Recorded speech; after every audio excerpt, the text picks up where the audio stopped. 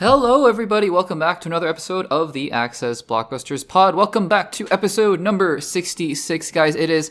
We are heading towards Oscar season, so there's going to be a lot to talk about over the next couple weeks. And next week, not this week, but next week, look forward to Oscar predictions and Oscar rankings and things like that. But I'm getting ahead of myself. Guys, this is going to be a pretty Captain America Brave New World heavy episode because, yes, the film came out last week and I did my review, but I think in the weeks following, there's going to be a lot to talk about this film. I think in a couple weeks, we'll be able to get a better picture of the box office, but this week I wanted to talk about things like an interview with the director JULIUS ONAH, who talked about reshoots, who talked about all the different characters that were added. I wanted to do my own revisiting of Captain America Brave New World, how it fits into the MCU, its post-credit scenes, all that good stuff. But of course, there is also a bunch of news to talk about and a lot of different things going on in movie news. So, guys, if you were watching on YouTube and you haven't subscribed to the Access Blockbusters YouTube channel, make sure to do so. Give this video a like. Let me know in the comments what you think about any of the topics we discuss here. I really appreciate it. We are chugging along, heading towards March, heading towards Daredevil Born Again, which I'm really, really excited about just in a couple weeks. If you were listening on the audio-only platform, Spotify, Apple Podcasts, Overcast, and if you're interested,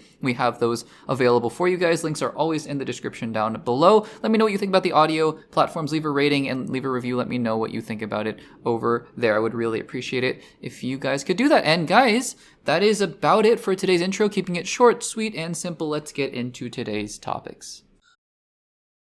Alrighty, guys. Well, I never thought I'd be saying this. And you guys, it's on the record, you know. I did a trailer thoughts segment on a previous episode of the Access Blockbusters Pod where I looked at the trailer for the animated MCU series, Marvel Studios series, I'll say, Your Friendly Neighborhood Spider-Man. And yes, I said, what's the point of this? It doesn't look good.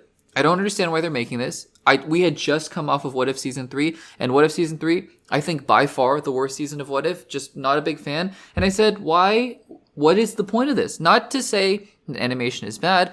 I mean, my favorite movie of all time is animated. It's Inside Out. So, no, I love animation. But for me, the kind of animation that Marvel was putting out, maybe sans X-Men 97, even then, I wasn't X-Men 97's number one fan. I liked it, but I wasn't the biggest fan of it. But, I mean, my thought was, this is the whole quantity over quality thing that we've gotten so upset about over, for Marvel, because they've just been putting out so much content, right? And so they've been striving or moving away from that quality over a quantity kind of mindset, and they've just been putting out too much. And I'm like, why can't we just, put the resources into making one really good animated show or one really good animated movie or something like that? But anyways, that was my thought when watching the trailer. But then, as I do with everything, I talk about it all the time, go into every single movie, every single TV show with an open mind. And so I went into the first two episodes of Your Friendly Neighborhood Spider-Man, and I was so surprised. I really liked them. And from there, the show just kind of took off, guys. And lo and behold, we have come to the finale, and I'm surprised as anyone else. I'm a little bummed, This is the end of the first season, and I know that we have 2 more seasons at least of Your Friendly Neighborhood Spider-Man coming, which is a good thing because I actually am looking forward to season 2 of Your Friendly Neighborhood Spider-Man. Is this, now, up front, because this is going to be a spoiler discussion of episodes 9 and 10 of Your Friendly Neighborhood Spider-Man. So if you haven't seen the final 2 episodes, just make sure to save this segment, save the podcast, or whatever medium you're listening to for later, and then come back to it once you have, because we'll be talking about these last 2 episodes in a full spoiler discussion. And if you don't care about spoilers, then welcome. But anyways, like I said, is this the best MCU, Marvel Studios piece of content I've ever seen? No. Is it the best Spider-Man piece of content I've ever seen? No. Is it even the best animated Spider-Man piece of content I've ever seen? No. Probably not. I'd probably say Into the Spider-Verse, Across the Spider-Verse are better than this. But for what this series is, a series to showcase, a Peter Parker that is pretty adjacent to the MCU, get to see a lot of fun characters in there, but also tell a really good story and have the core essence, the core elements of what Peter Parker is as a character, what makes him compelling as a character. This really worked. And to showcase the Rogues Gallery, to showcase all different sides of these characters, Coleman Domingo played a great Norman Osborn. So I think this show is a success. Now, success in terms of at least my opinion, and I think critics, because I think critics generally seem to like it. I hope audiences do as well. Ratings-wise, I don't know. It's renewed for 2 seasons, so we'll see. I think it'll definitely get a season 2, and we'll see about season 3. But yeah, I mean, we'll have to see what the ratings are, but I hope that the ratings are pretty strong, because this certainly deserves 2 more seasons, and compared to What If, for example. But that's, we talked enough about What If, and What If is not coming back for the foreseeable future. So anyways, let's talk about episodes 9 and 6. I took notes as always. They're not as extensive as, for other TV shows, but we'll just go through them kind of quickly, and then we'll talk about my thoughts on the whole series at the very end. I already did a little bit here, but just kind of wrapping up at the very end. So episode 9 starts out here, and we get Norman really, really taunting Octavius. It was Octavius was getting mad and mad and mad, and Norman was just continuing to push all of his buttons. And that was a little bit, pushing towards Norman's bad side there. So anyways, then we get this truck chase where Lonnie and the gang are heading after an Oscorp truck. And I thought for half a second that the truck was actually going to hit Nico, which would have been terrifying. But Spider-Man catches the truck, and he has a great suit. It's a very, classic red and blue suit. It reminds me of the Tom Holland suit. Great suit. Love it. Love it. Love it. Love it. And then we get a Scorpion fight between Spider-Man, Scorpion, and later Tombstone. I really like how formidable Scorpion is here. It makes him really credible as a villain. We haven't seen Scorpion in live action yet. We've seen Matt Gargan, but we haven't actually seen the Scorpion. So I'll be interested to see him now. I think more so now after Your Friendly Neighborhood Spider-Man than before. So then Don, the leader of the gang, he quits, he leaves. That, to be expected. He really wasn't a person of high character. And then we have the classic Spider-Man villain origin story, although Tombstone, I don't know much about him in the comics, so maybe he's an anti-hero. I actually just assumed he was a villain. I really don't know much about him. But, it's the classic sort of Spider-Man villain origin story where kind of chemical accident or whatever, so he gets imbued with a bunch of power, and he just has super strength. I don't know anything about Tombstone. So you guys will have to let me know if this is the most incredibly faithful adaptation of Tombstone you've ever seen, or if he eventually evolves into becoming something else and he has, a costume or whatever. I know he ditches the jacket at the end of the show.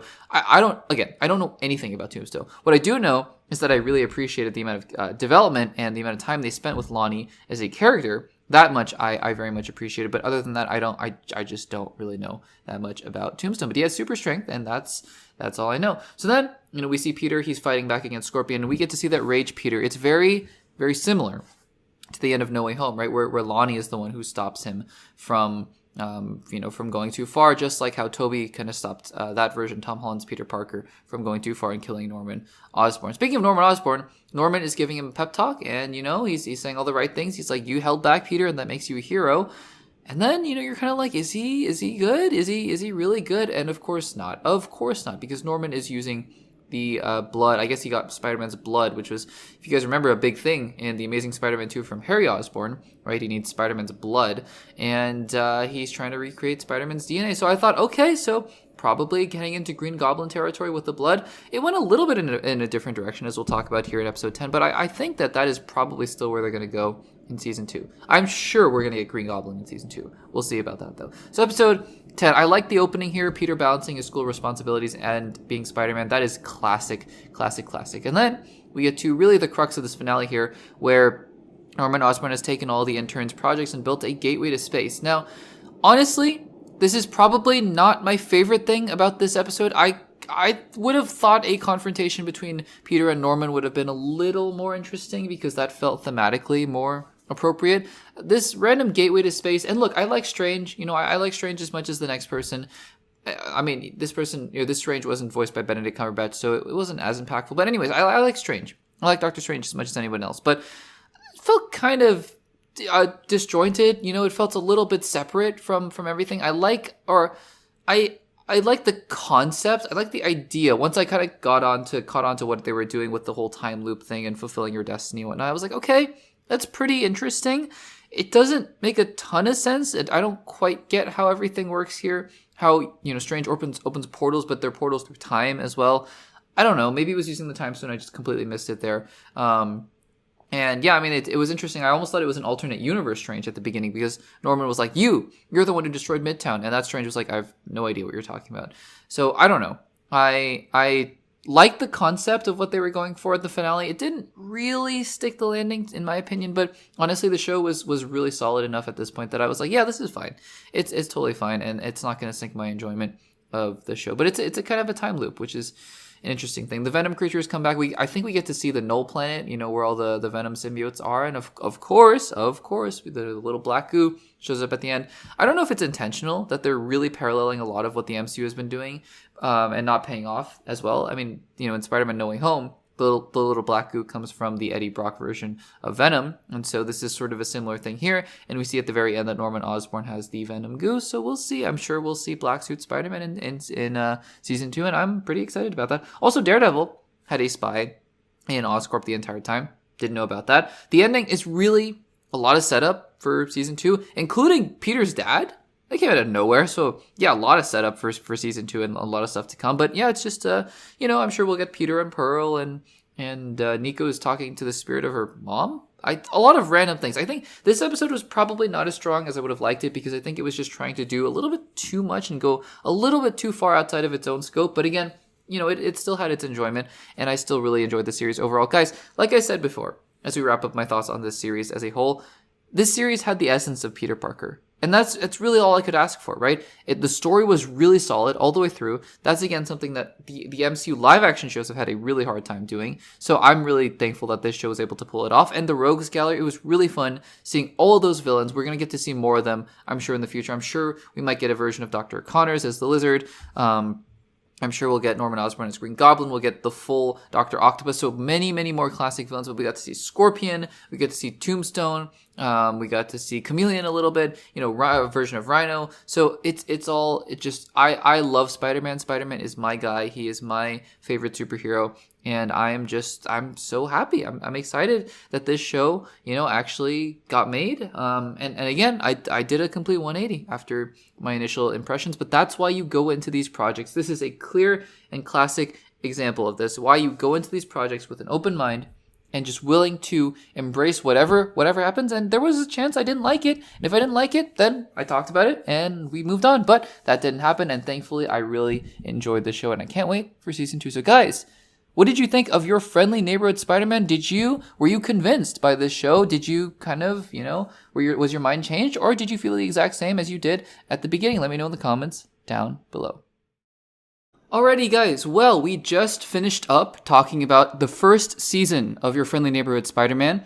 Well, season 2 is already confirmed and on the way. Not only is season 2 confirmed and on the way, actually season 3 is as well. I believe that Marvel Studios has confirmed a while ago that they were already greenlighting and in production of seasons 2 and 3 of Your Friendly Neighborhood Spider-Man. And after watching the show, and again, if you're tuning into just the individual segment or you're coming to this segment before having listened to the previous one where I review this series, no worries. But just to recap, I really liked Your Friendly Neighborhood Spider-Man. Again, is it the best Spider-Man thing ever made? No. I think Tom Holland's Spider-Man is much better. I think that Into the Spider-Verse and Across the Spider-Verse are better, even though I am personally not the number one fan of those films, even though I quite like them. So anyways, yeah, but it was really enjoyable for what it was. And I'm excited to see season 2. And one thing I said about Your Friendly Neighborhood Spider-Man season 1 is that it did such a good job of exploring Peter Parker and Spider-Man so holistically. All the villains, all the different aspects of his character, Uncle Ben's death, it didn't need to be rehashed, but it was a big part of who Peter Parker was, Aunt May as well, and his friends. I mean, sure,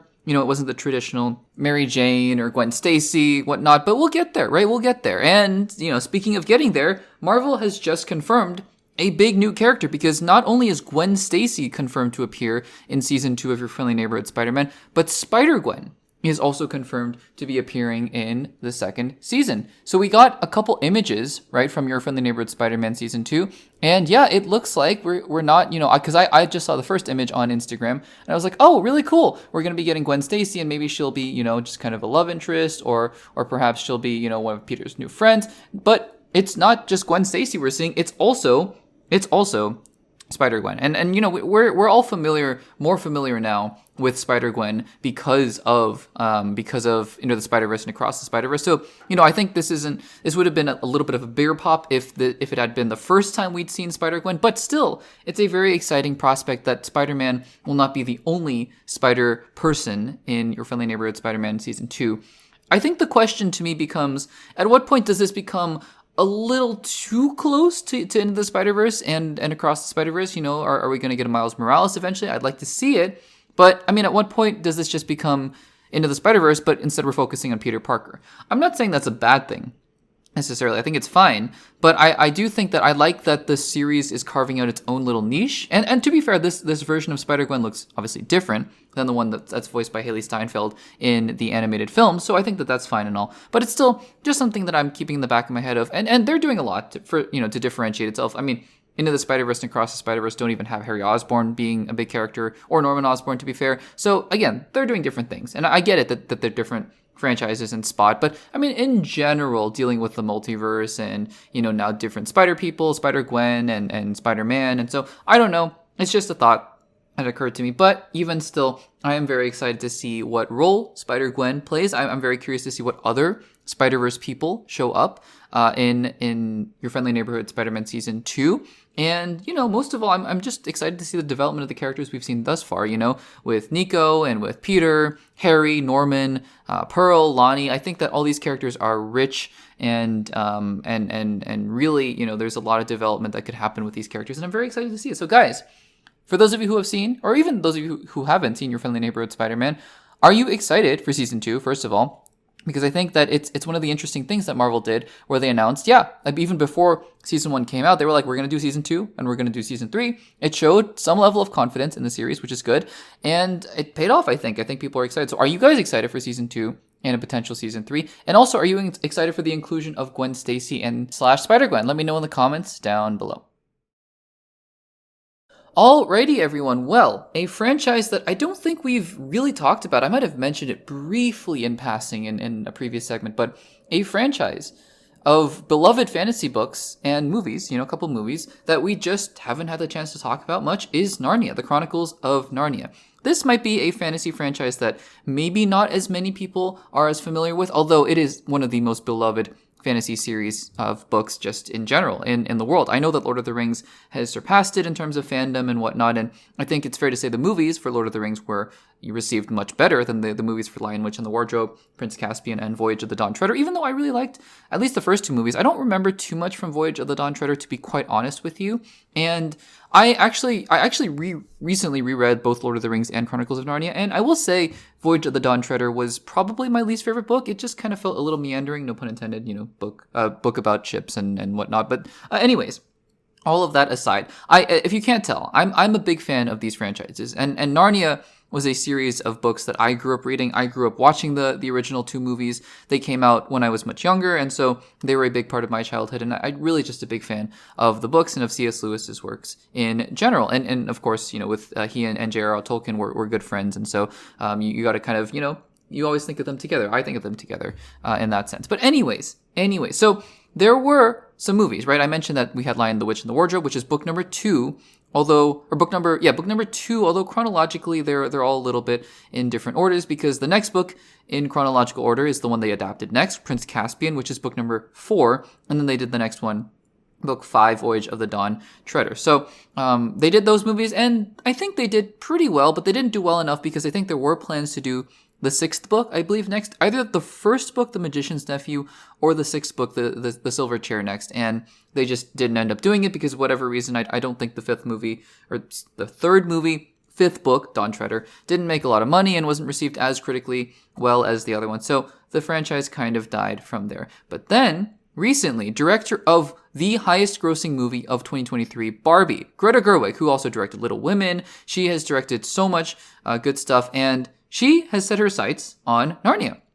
And so, interestingly enough, she also set her sights on Narnia and was doing it with Netflix. Now, it was a little bit of a controversy because people were like, well, these films, don't they deserve a theatrical release? Like, what's going on here? And so, apparently there was a deal struck, and the Narnia films are going to be released in IMAX for at least a couple weeks. And so I think there was a call that was up, showcasing some of the new films that were going to be in IMAX, and Narnia was brought up because this was a very specific deal, and they're going to be shown in IMAX, and that's all great. That's great. If they're shot really well, and if everything goes well, they're going to look great in IMAX, that's for sure. But that's not really what I wanted to talk about here, because I wanted to talk about a comment that somebody made during this event, and I think it's kind of interesting. So this is what this person, I guess they're a representative of IMAX or something like that, but they had this to say, quote, and this is coming from an article, the Narnia series, quote, was a really good movie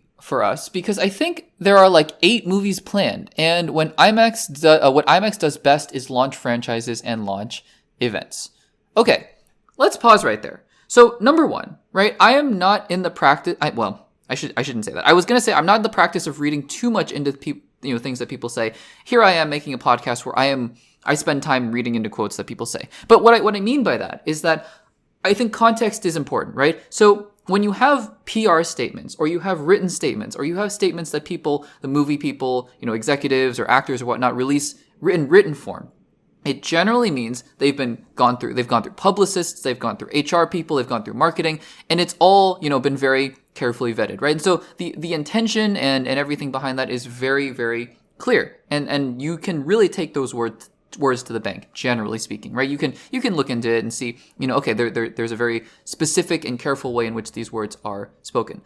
Verbal confirmation, especially verbal confirmation in a setting like this where, sure, it's important, but it's not like every single word is going to be held, as truth, right? As absolute truth. I think we got to take a step back and be, a little less stringent in how we interpret these things. So I think the elephant in the room here is that when he says something to the effect of, oh yeah, they have something like 8 movies planned. I think even the fact that he says like 8 movies, he didn't say they definitively have 8 movies planned. They're all going to be released in the span of, 1 a year for 8 years. He didn't give any more specifications to that. So number one interpretation of this, because for those of you who are familiar with Narnia, I alluded to it earlier, Narnia has 7 books, right? So, and I want to bring this home in a little bit because I want to talk about the fact that, what's the point of making 8 movies out of 7 books? But we have to preface all of this by saying this could have just been the guy or the person. I don't even know who it is, honestly. This IMAX person. I don't even know their name. But this IMAX person, this could have just been them not being familiar with the books or whatnot. And they could have easily meant 7 because 7 makes sense. 7 means 1 movie for each book. And is that surprising? No. The other thing to note with that is that, sure, you can plan out 7 movies. I'm sure when they made The Lion, the Witch, and the Wardrobe for the first time, the one with where Liam Neeson was Aslan, right? I'm sure that they also wanted to make movies out of all 7 books, and did that happen? No, unfortunately not, right? They only got to make 3. So sure, you can plan to make movies out of all 7 of these books, and that's all fine, and you can plan to have them on IMAX. If the first movie is okay and the second movie is terrible, they're done. They're not making any more. It just isn't going to happen, right? So that's also something to note here with these comments. But let's just for the sake of argument, let's take this person at face value and say that they are going to indeed make 8 movies out of 7 books. Is this a good idea? I don't think so, personally speaking. I think that what the mentality there, right? And again, all these caveats, in front of it, so who knows? But if they are indeed going to be trying to take this franchise and make 8 movies out of it, and who knows, a bunch of spin-offs and whatnot, I don't know. On the one hand, I welcome, more, as long as it's good and as long as it's, well-intentioned and well-made. I'm all for expanding universes and making more Lord of the Rings movies and more Star Wars movies and whatnot. It's all fun, right? I enjoy that. And what's the worst that can happen? You make something terrible. You always have, the source material that you love, and you always, you have the chance of getting something else that you really love as well. So it's all fine. I hope the intention with this Narnia franchise is not to look past the story or look past why people really like it, because people really like it because of the story and because of the characters, right? And because of what it has to say. And I hope that these people in IMAX and Netflix are not just looking at it as some kind of generic hacky sack, hot potato property that they're like, ooh, we got our hands on this thing. Let's make as many movies as we can out of this. Because look, I mean, it's naive to say that, people in Hollywood only make movies because they love the art. They make movies, I mean, sure, because maybe they like the art or maybe they have an appreciation for it, but also because they want to make money, right? And so this is a franchise that can make them a lot of money, even though Netflix, doesn't really release things theatrically, but, et cetera, et cetera. But I'm just hoping that this is not a case where they're like, yes, more movies, more movies, let's turn 7 books into 13 movies, right? I don't think that's the case. But I wanted to bring this up because, again, I think it's interesting. I also think it's just as likely that this person misspoke and they were like, oh, I didn't even know that there were 7 books. I mean, I just heard something like 7 or 8 movies and I was like, yeah, I'm on board. So we'll see about that. But yeah, I think that those comments were kind of interesting. So I wanted to bring it up. So guys, let me know in the comments, what do you think about the alleged, fact that they're going to be making 8 movies out of the 7 Narnia books? Or do you think that this was all just a big misunderstanding? Let me know in the comments down below.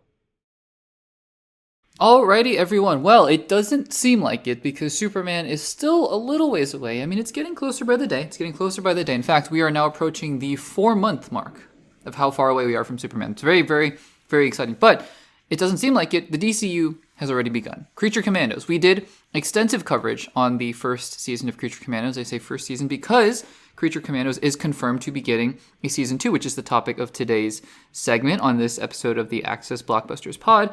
But we did extensive coverage on the first season. And, for something that, and from a director and a writer that I greatly admire and respect, and I've enjoyed pretty much everything he's done in the comic book, movie, and TV space, being Guardians 1, 2, and 3, Peacemaker, Suicide Squad, and, of course, now he is doing Creature Commandos and Superman. I've enjoyed everything up until Creature Commandos. So I was intrigued, but it seemed like from the trailers, they were just kind of, letting James Gunn do James Gunn. And it makes sense. He's the co-CEO of DC. Of course, he can do whatever he wants, basically, creatively. As long as he can justify it financially, he's good to go. And I think a little unsurprisingly to me, other than episode 4, which was the Weasel episode, which was great. Love that episode. I was disappointed by Creature Commandos. I didn't think it was all that great. And it was fine. It was James Gunn and all of his instincts, kind of unleashed, and it was what it was. So, anyways, they then confirmed, we talked about this also a couple months ago, that Creature Commandos has been renewed for season 2. To which I said, yeah, fine, whatever. And now we are getting some comments, because James Gunn, who wrote, I think, every episode of Creature Commandos, and I would expect he's going to write every episode of Creature Commandos season 2, but he's not the showrunner. The showrunner is somebody named Dan Laurie, and that name may not be super familiar for you guys, but I think another show that he is also the showrunner of in a very similar vein is actually going to ring some more bells. Dan Laurie is actually the showrunner of the Harley Quinn animated show. And for those of you who haven't seen the animated show, excuse me, not Dan Laurie, I'm saying Dan Laurie, Dean Laurie. Dean Laurie. Dean Laurie is the showrunner for the Harley Quinn show. And for those of you who haven't seen it, it's a pretty, it's not for kids. It definitely is not for kids. It's sort of more in the style of satire, and I'm not going to say it's like The Boys necessarily, because The Boys is completely different, but it is satirical, comedic, and it's a little different than your classic animated fare. I guess it's sort of in the vein of Creature Commandos in a sense, but I think even more so and more comedic, obviously. So anyways, Dean Laurie, excuse me, I keep wanting to say Dean Laurie, who is promoting Harley Quinn Season 5, which is airing right now, was asked about Creature Commando Season 2, and this is what he had to say. Quote, "Yeah, I mean, it's still early days, but we're actively working on breaking the season and starting to figure that out, so it's definitely moving forward. I mean, it's like they put it on a fast track, and they seem to mean it, so yeah, we're in it." Later on, this is the direct who is interviewing Dean Laurie. The direct says, quote, "The very end of the season shows that this could be a new roster. Can fans hope that maybe that's going to be a pretty accurate as some new team members that might play a big role in this season?" Laurie says, quote, "I think that it'll be at least somewhat accurate. I mean, it's like those are all the characters that we think would be really fun in the season. And James wrote, all the episodes last season, so those were his instincts, which are pretty good. So yeah, I would say there's that. And I mean, there's no world where I would want to do a season without a beefed up GI robot. And, obviously that was a spoiler for the end of Creature Commando Season 1 where GI Robot came back and his head was attached to an even bigger body. Okay. So there are a couple things here to talk about. First of all, yes, confirmation that Creature Commandos is coming back and it is in active development. Two thoughts on this, right? I kind of, did a similar take or a similar style of take where for the Dumbledore recasting news, where I have one pretty positive take and then one not concerned take, but just, a lukewarm take, if you will. The positive take is, sure, you had success with Creature Commandos. You made something good. People seem to like it. I wasn't certainly one of them. I don't know if I'd give it a rotten if it was rotten or fresh. We don't live in that kind of binary world. We kind of do. I mean, we do in the sense of most people seem to think it is. I don't think it is. I think things are more nuanced than good or bad. But, in a rotten, fresh world, I would have probably given it fresh, but just barely. So anyways, I was a little disappointed, but most people liked it. And so if you, make something that people like and it's a success launching the DCU, then make another season. Great. That's awesome. And to be fair, right, James Gunn's instincts are usually pretty good, like Dean Laurie says. So even if I didn't like Season 1, who's to say I won't love Season 2? Unless Season 2 is basically a carbon copy of Season 1 with different characters, in which case I probably won't like Season 2 as much. But that will, we'll save that judgment for when Season 2 actually does come out. The other thing here, and I've been sort of alluding to this, though, throughout the past few months with talking about the DCU and talking about James Gunn as he, reveals his philosophy into why he greenlights certain projects and why he doesn't. For those of you who haven't caught up, basically James Gunn was like, we are not greenlighting a project until a script is done, which is great. It's a good approach. The interesting thing about this, right, is that, and it's changing. It is changing, starting 2026 and moving forward, right? You have projects like Clayface and Lanterns and whatnot. But it is worth noting, I suppose, that a vast majority of the early DCU is just going to be written by James Gunn. And now we have Creature Commando Season 1, Superman, and then we have Peacemaker Season 2. Those are the first 3 projects of the DCU. And then we have Creature Commandos Season 2. I'm assuming, I could be wrong, I'm assuming that when James Gunn said he was pre-writing his next DCU project, that wasn't what he was referring to. I feel like because Creature Commando Season 2 has been announced to be renewed, I feel like he would have just outright said, oh yeah, I'm in the process of pre-writing Creature Commando Season 2. So I feel like that's also another project, right, that he wants to write. So the cynical side of me wants to say, okay, great. You're building up a universe. You're building up a cinematic universe. Is this just going to be for a little bit? I'm not saying forever. I'm just saying asking for a little bit. Is this just going to be the James Gunn cinematic universe? In which case, I'm not excited about that. I just would be a little dampened by that because I think one of the great things about the MCU, for example, or other shared cinematic universes is that different directors can bring different takes to different episodes. And by episodes, I mean, movies in this case or TV shows, right? Like different episodic moments in each, in the chapters of the DCU or the MCU, right? Taika Waititi, would never have made Thor Ragnarok if Jon Favreau directed 80% of the MCU, for example, right? Taika Waititi, Ryan Coogler, right? You bring in all these fantastic talents, and sometimes it works, and sometimes, according to critics at least, it doesn't. For example, you bring in Chloe Zhao, who directed Eternals. I love Eternals, so I don't quite get that, but for most people, they didn't. So I'm just interested in this. I'm not really concerned, right? I'm just interested in. I said this before when we talked about his pre-writing the next project. At what point does he take his hands off? I'm not saying that he shouldn't write anything else for the DCU ever again, blah, blah, blah. Don't misconstrue me on that point. I'm just saying at some point I feel like he has to let the universe shape itself under his guidance, and he also should focus on being the co-CEO, while also, yes, once in a while writing a project and directing something here and there. So anyways, that's just my thought. People are going to misconstrue me and say, oh, he hates James Gunn and he doesn't want the DCU to succeed. Not at all. That is not at all what I'm saying. I just hope that James Gunn can find the right balance, because right now it seems like he's writing pretty much everything, and we'll have to see how that goes from here. I know, Clayface, Lanterns, I know. We'll see about that. Anyways, guys, what do you think about the news that Creature Commando Season 2 is getting the fast track? Let me know in the comments down below. Alrighty, guys, so we will definitely talk more about Captain America Brave New World as this episode goes on, but before we do any of that, I wanted to touch on one aspect of the film that seems to be garnering some discussion, and really it's been a trend in the MCU going back a little ways. So this is going to be a discussion on the post-credit scene of not just Captain America Brave New World, but just in general, the state of the MCU and their post-credit scene. So if you have not seen Captain America Brave New World, this segment will contain spoilers for the post-credit scene and, some of the details about the ending of the film, but generally just focusing in on the post-credit scene of Captain America Brave New World. And of course, post-credit scenes, spoilers for all the other MCU projects that we've gotten thus far. So if you don't want to know, then just feel free to hop off and come back and watch the segment later once you have seen the film.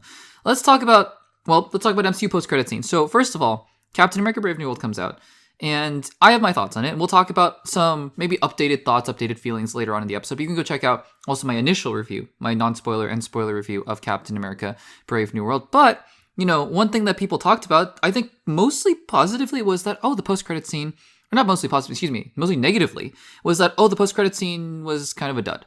And, there were some people who were like, yeah, well, it says something about, the future of the MCU and whatnot. And basically, for those of you who are catching up, if you haven't seen the film and you just want to know what the post-credit scene was, the post-credit scene is basically Sam Wilson returning to the raft, because the film ends with Sam Wilson in the raft with a questionably CGI Betty Ross, confronting her father, or not confronting her father, rather, but, having a reunion with her father, Thunderbolt Ross, and he is in the raft at this point. And then the end of the film, Sam Wilson, basically, that's it. He has a conversation with Joaquin Torres. The film ends, and then he's right back into the raft in the post-credit scene to talk to the leader, who was not revealed to be there in that scene with Thunderbolt Ross, because both of those scenes probably were reshot, I would say. Although, who's to say? Because there's been speculation, and I think it's fairly obvious that Thunderbolt Ross was intended to die in the movie before they probably reshot it, because maybe they have some plans, going forward into the MCU. Who even knows about that? Anyways, so the post-credit scene is him, Sam Wilson, talking to the leader, who is in the raft as well. And also Zemo is hanging out there, although we didn't get to see him. I would have liked to have seen Daniel Brühl there, but alas. And anyways, the post-credit scene is Sam being like, so what's going on? And leader is like, well, there's possibilities, and you better be careful for the others. Which, by the way, when I was in the theaters, I said this before, I really thought he was going to say Doom. He was like, you better be ready for Doom. And I would have been like, okay, that's still a little bit on the nose, and it's still a little bit Like, yeah, I mean, sure. But at least it would have been something, right? But instead he says the others, and I think that's lame, honestly. But, that brings up a question that I've been wanting to talk about for a little bit now, is what's going on with these MCU post-credit scenes and what isn't working? Because I think even for those of us, and I count myself in this group, who are generally big MCU fans and who think that, look, Phase 4 and Phase 5 has not been perfect. And I think, because Phases 1 through 3 were about as close to perfect as you could get, relatively speaking, obviously no movie is perfect and whatnot, and there were definitely some duds in there, in my opinion. But because Phase 4 and Phase 5 have just been so okay in general, with some misses and some hits and then some okay films in there, I think, it's put a spotlight on some of the things that aren't working, and the post-credit scenes are definitely one of them. And I think even, like I said, even for those of us who are big fans of the MCU and who think Phase 4 and Phase 5 deserve a little better than the kind of criticism that they're getting, although it's understandable, I think we can all agree that the post-credit scenes have just been odd, and they just haven't been working, right? And I wanted to kind of dissect it a little bit. Let's go through a lot of the post-credit scenes, if not all of them, through Phases 4 and 5, and see, what they were setting up and what we can kind of glean from all of them. So first of all, let's start out with WandaVision. I think the WandaVision post-credit scenes were actually pretty solid, honestly. You had one where Monica Rambeau was being pointed up to space, so yeah, that sets up a future project that comes out in a couple of years with the Marvels. And to be fair, it's the Marvels, right? That film was supposed to come out much sooner than that, with delays and whatnot. So, that was a scene directly leading into a film. And of course, the other post-credit scene was Wanda Maximoff reading The Darkhold, and that was going to lead directly into Doctor Strange and the Multiverse of Madness. So actually, I think WandaVision was fairly solid in having post-credit scenes that seem to matter for the future of the MCU. Falcon and the Winter Soldier, on the other hand, has had a dangling thread. Sharon Carter is the power broker. And that's it. That's all we got there. Loki, I don't think really had anything there, so I think Loki will leave alone. And then we have Black Widow. Black Widow, again, very solid post-credit scene, right? Very solid post-credit scene, where you have, what's her name? Valentina recruiting Yelena, and that leads directly into the Hawkeye show. So right now, you're seeing a general synergy, because let's not pretend, right, going back to the Falcon and the Winter Soldier, where Sharon Carter is revealed to be the power broker, let's not pretend that the, Phases 1 through 3 didn't have their own dangling post-credit scenes. I mean, Guardians of the Galaxy Volume 2 had 5 post-credit scenes. Most, mainly 1 or 2 were going to be taken seriously. And the one that was supposed to be taken really seriously was the Adam Warlock one. And yes, I know James Gunn was, going to release Guardians of the Galaxy 3 in 2020 if a pandemic hadn't happened and if his firing hadn't happened. So it would have been, only 3 years later. But still, let's just, that didn't happen until 2023, where we got Adam Warlock. And also, the Doctor Strange Mordo thing never got picked up in the Infinity Saga. So even, without Doctor Strange and the Multiverse of Madness not really picking up the Earth 616 Mordo, that thread never got picked up in the Infinity Saga. So there are post-credit scenes in the Infinity Saga that just don't get follow-ups. Most of them do. I think that's a point, that's a key point, but we'll get back to that later. So anyways, Black Widow, I think really solid. And you're noticing here with these first few projects in Phase 4 that most of those post-credit scenes are actually leading somewhere. I think that's an interesting thing. Shang-Chi, for example, had a post-credit scene with setting up the Avengers. Like, okay, there's a group, Wong and Bruce Banner and Carol Danvers. Okay, we're getting somewhere. And the last post-credit scene with the 10 Rings, that might be a future setup for much later down the line. Okay, we're getting somewhere. Then we get Eternals. And I think Eternals is one of the more egregious examples of this. I think Eternals, right, is where we get all these different things and different concepts that are getting set up. And to be fair to the MCU, if we did get Eternals 2, I think these things would have gotten picked up. And also Blade. Let's not forget about Blade. So Eternals is the first casualty of studio plans changing. Because if Eternals 2 and Blade happen, which those are 2 films I believe were in the plans. I do definitely believe were in the plans. Blade still is. And then it's just not happening. Then I think that those 2 post-credit scenes, whether or not you like Pip the Troll and Harry Styles in the MCU, I think those 2 things would have gotten picked up. So we're getting some stumbles here. Spider-Man No Way Home is just the trailer to Doctor Strange the Multiverse of Madness, so that's fine. But, other MCU films in the Infinity Saga did that as well. I think Captain America the First Avenger was basically just a trailer for the Avengers. So it's happened, and it's fine. It's not the best thing, but it's fine. Also Venom, but again, I think Venom, that's to be determined, right? That depends on what they're going to do in Doomsday, Secret Wars, and Spider-Man 4. So there's that. Moon Knight was another kind of egregious example where the post-credit scene was basically, I think it was Jake Lockley, right, was the post-credit scene, was sort of what, the series should have been about, and it just wasn't. So that was another glaring kind of example there. Doctor Strange and the Multiverse of Madness is another dangling plot thread of Clea. Where the heck is Clea? Nobody knows. Miss Marvel, that post-credit scene led into the Marvels, so there's that. It was actually a scene directly from the Marvels, which is a good thing. Thor Love and Thunder, though, has 2 dangling post-credit scenes. One with Jane in Valhalla, which I don't know if we'll ever get that picked up, and the other one being, of course, Hercules, Roy Kent. Brett Goldstein playing Hercules, and that never really gets picked up. I don't remember if She-Hulk had a post-credit scene. I actually don't think so. I could be wrong. Maybe I just completely forgot about it, so apologies. No, I actually, I am wrong. Wong taking Abomination out of the prison. That was the post-credit scene. That never really went anywhere. So, yeah, another dangling plot thread.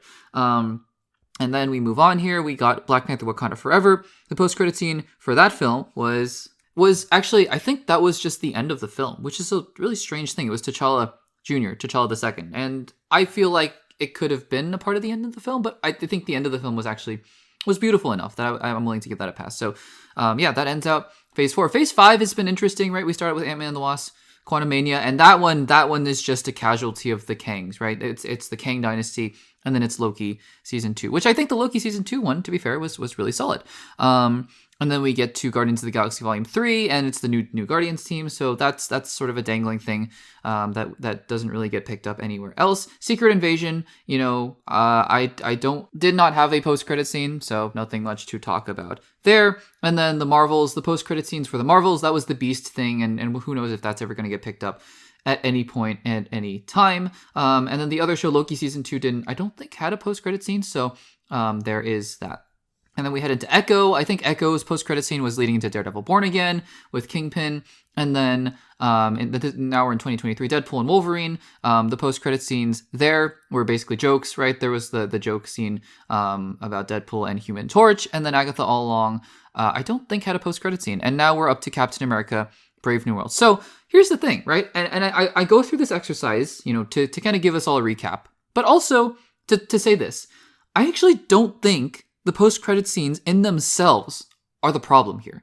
Like, I don't think Marvel is intention or somehow the quality of the post-credit scenes themselves, the kinds of content that they're putting in there, is actually what's making the post-credit scenes seem so disjointed.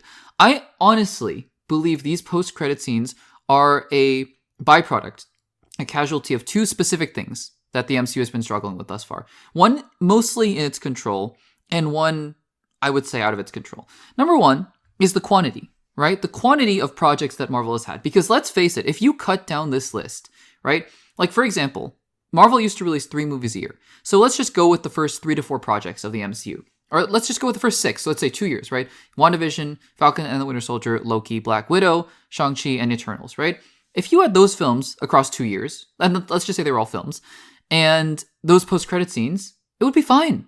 Because we'd be like, okay, so WandaVision's going to set up something in Doctor Strange, and Shang-Chi, kind of Avengers team showing up here, and Power Broker for Sharon Carter. So I think, number 1 is quantity, right? Because the thing about the post-credit scenes in the Infinity Saga was that, yes, they may not have paid off necessarily for a long period of time, but that long period of time was rewarded because in terms of actual projects that go on within the MCU, it wasn't that many. For example, the post-credit scene of Doctor Strange or of Captain America: Civil War for Black Panther wasn't paid off until Black Panther in 2018, right? But the number of projects between Captain America: Civil War and Black Panther was maybe 4, right? And another example is Doctor Strange in 2016 pays off in a year later for Thor Ragnarok. So you're like a whole year. That's a long time. But there are only, I think, 3 projects between Doctor Strange and Thor Ragnarok. So it feels earned, right? Those things feel very earned. Captain America: Winter Soldier, same thing. You have to wait a year for Avengers: Age of Ultron to be set up. So there's an intentionality about where these post-credit scenes are being placed because there's a lot of distance between these 2 projects. And I think the 2 projects that are being referenced. And I think that, just based on the quantity alone, right, of these projects in the MCU thus far, it's making the post-credit scenes feel diluted, right? Because let's say for the Hercules one, right, Thor, Thor Love and Thunder, you get the Hercules one, and then let's say you get a Thor 5 a few years later, and there are only maybe 4 or 5 projects between, then you're like, okay, it's fine. The fact that we're not even going to get a Thor 5, it looks like for a long time, if ever, makes that post-credit scene feel weird. Because the other thing, right, I said the first factor was quantity. The second thing is just the fact that the projects have been shuffled around.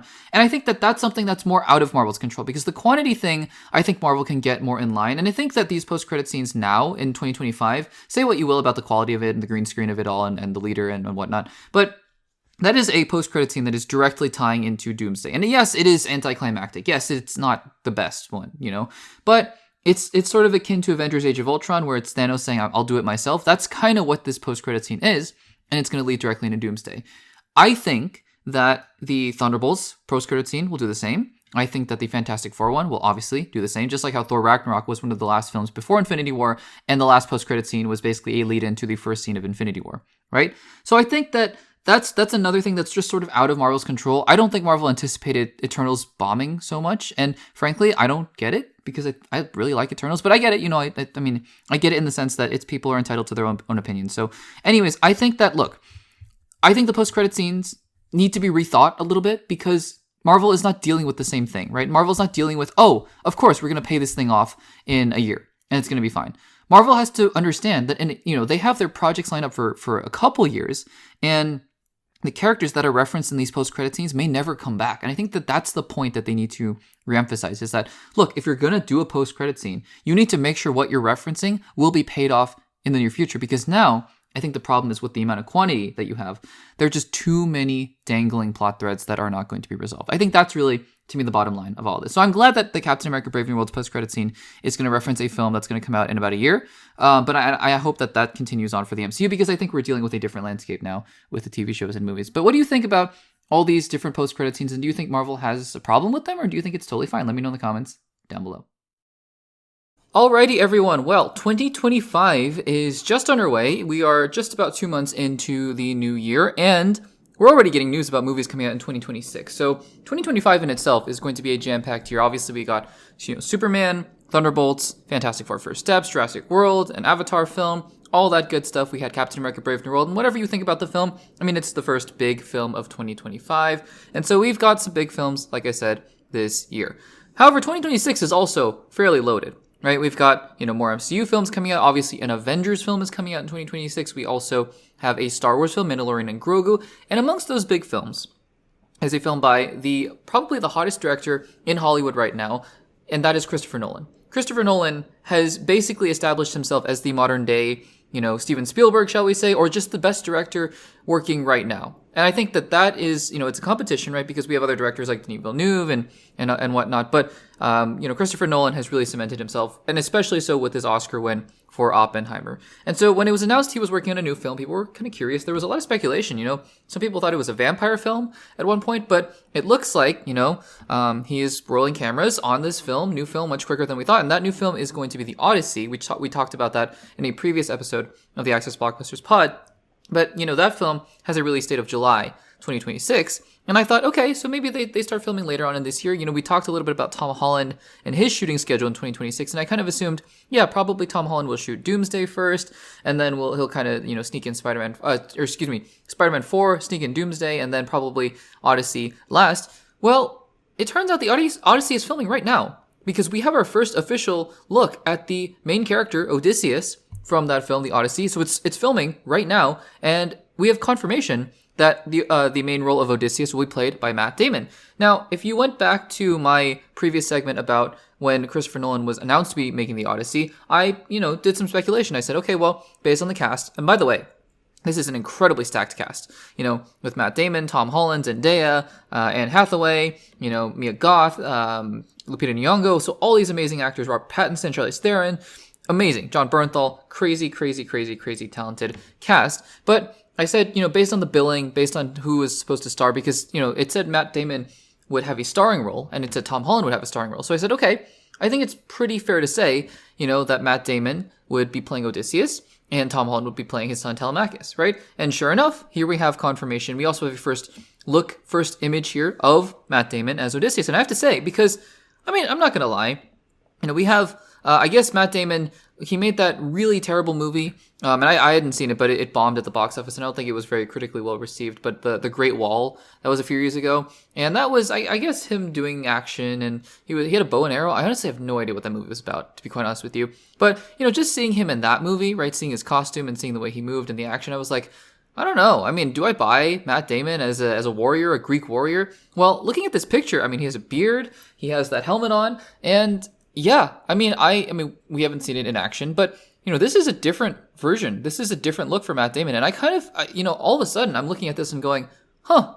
I can kind of see this because Matt Damon can do action, right? He did all the Bourne films and whatnot. So, I mean, I just, and of course he was great in The Martian as well. But I just didn't really see the casting. I speculated that he would be Odysseus, but I just didn't quite see it, right? In a physicality kind of way. But now looking at this first image, I'm like, oh yeah, no, this kind of works. This kind of works. So we'll see how the rest of the cast fills out, in terms of how they look and how they play off their characters and the Greek settings and whatnot. But I think the really interesting thing here, though, the important thing I should point out, I should say, is that cameras are rolling. It's February and cameras are rolling.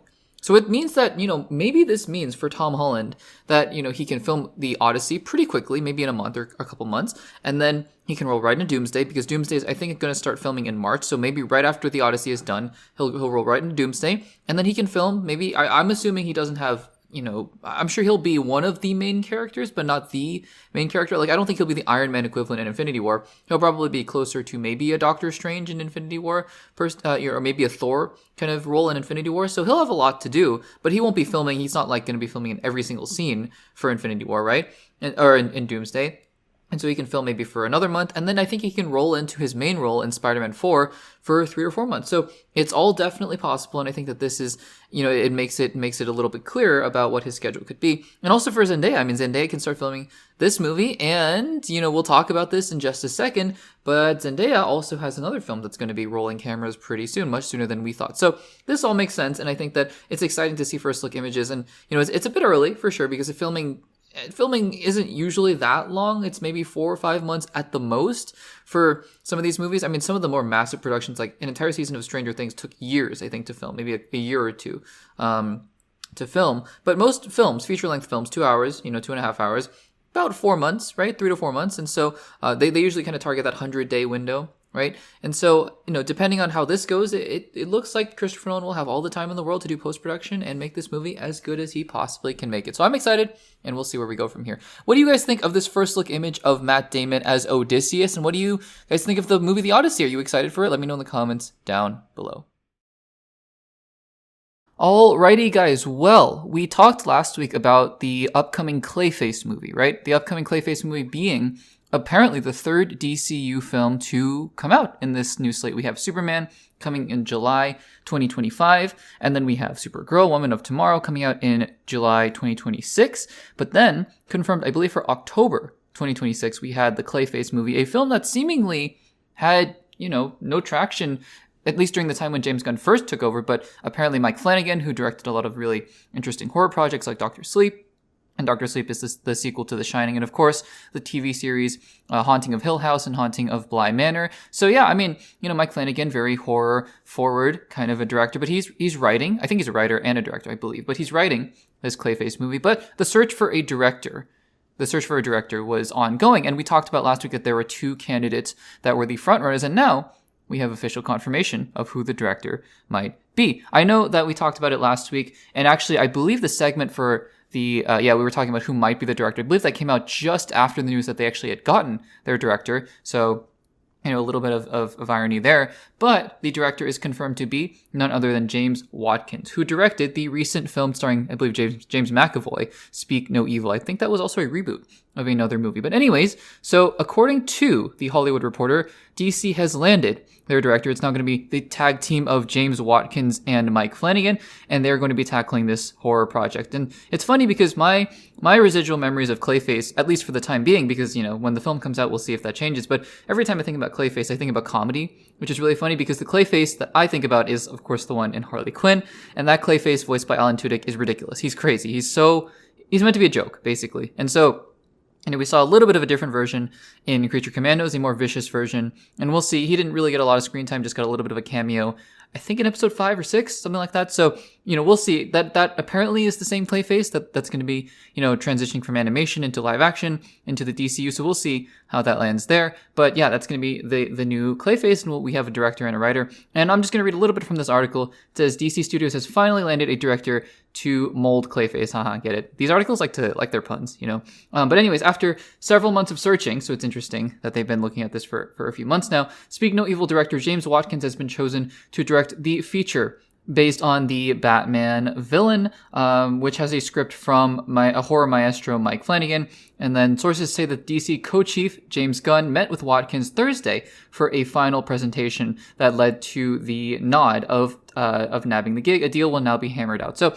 that's basically it. Just wanted to give an update here because we talked about the fact that there are two directors, in the running, and now they've picked one of them in James Watkins. So guys, what do you think about this news? Do you think this is a good signing? I'd say signing is almost like a sports team, but a good sign and a good hiring, I should say, for James Watkins to be directing the Clayface movie. It looks like this film has a very clear direction, and it's going to be very horror focused. So we'll see how that goes from there. Guys, let me know in the comments what you think about this director choice down below.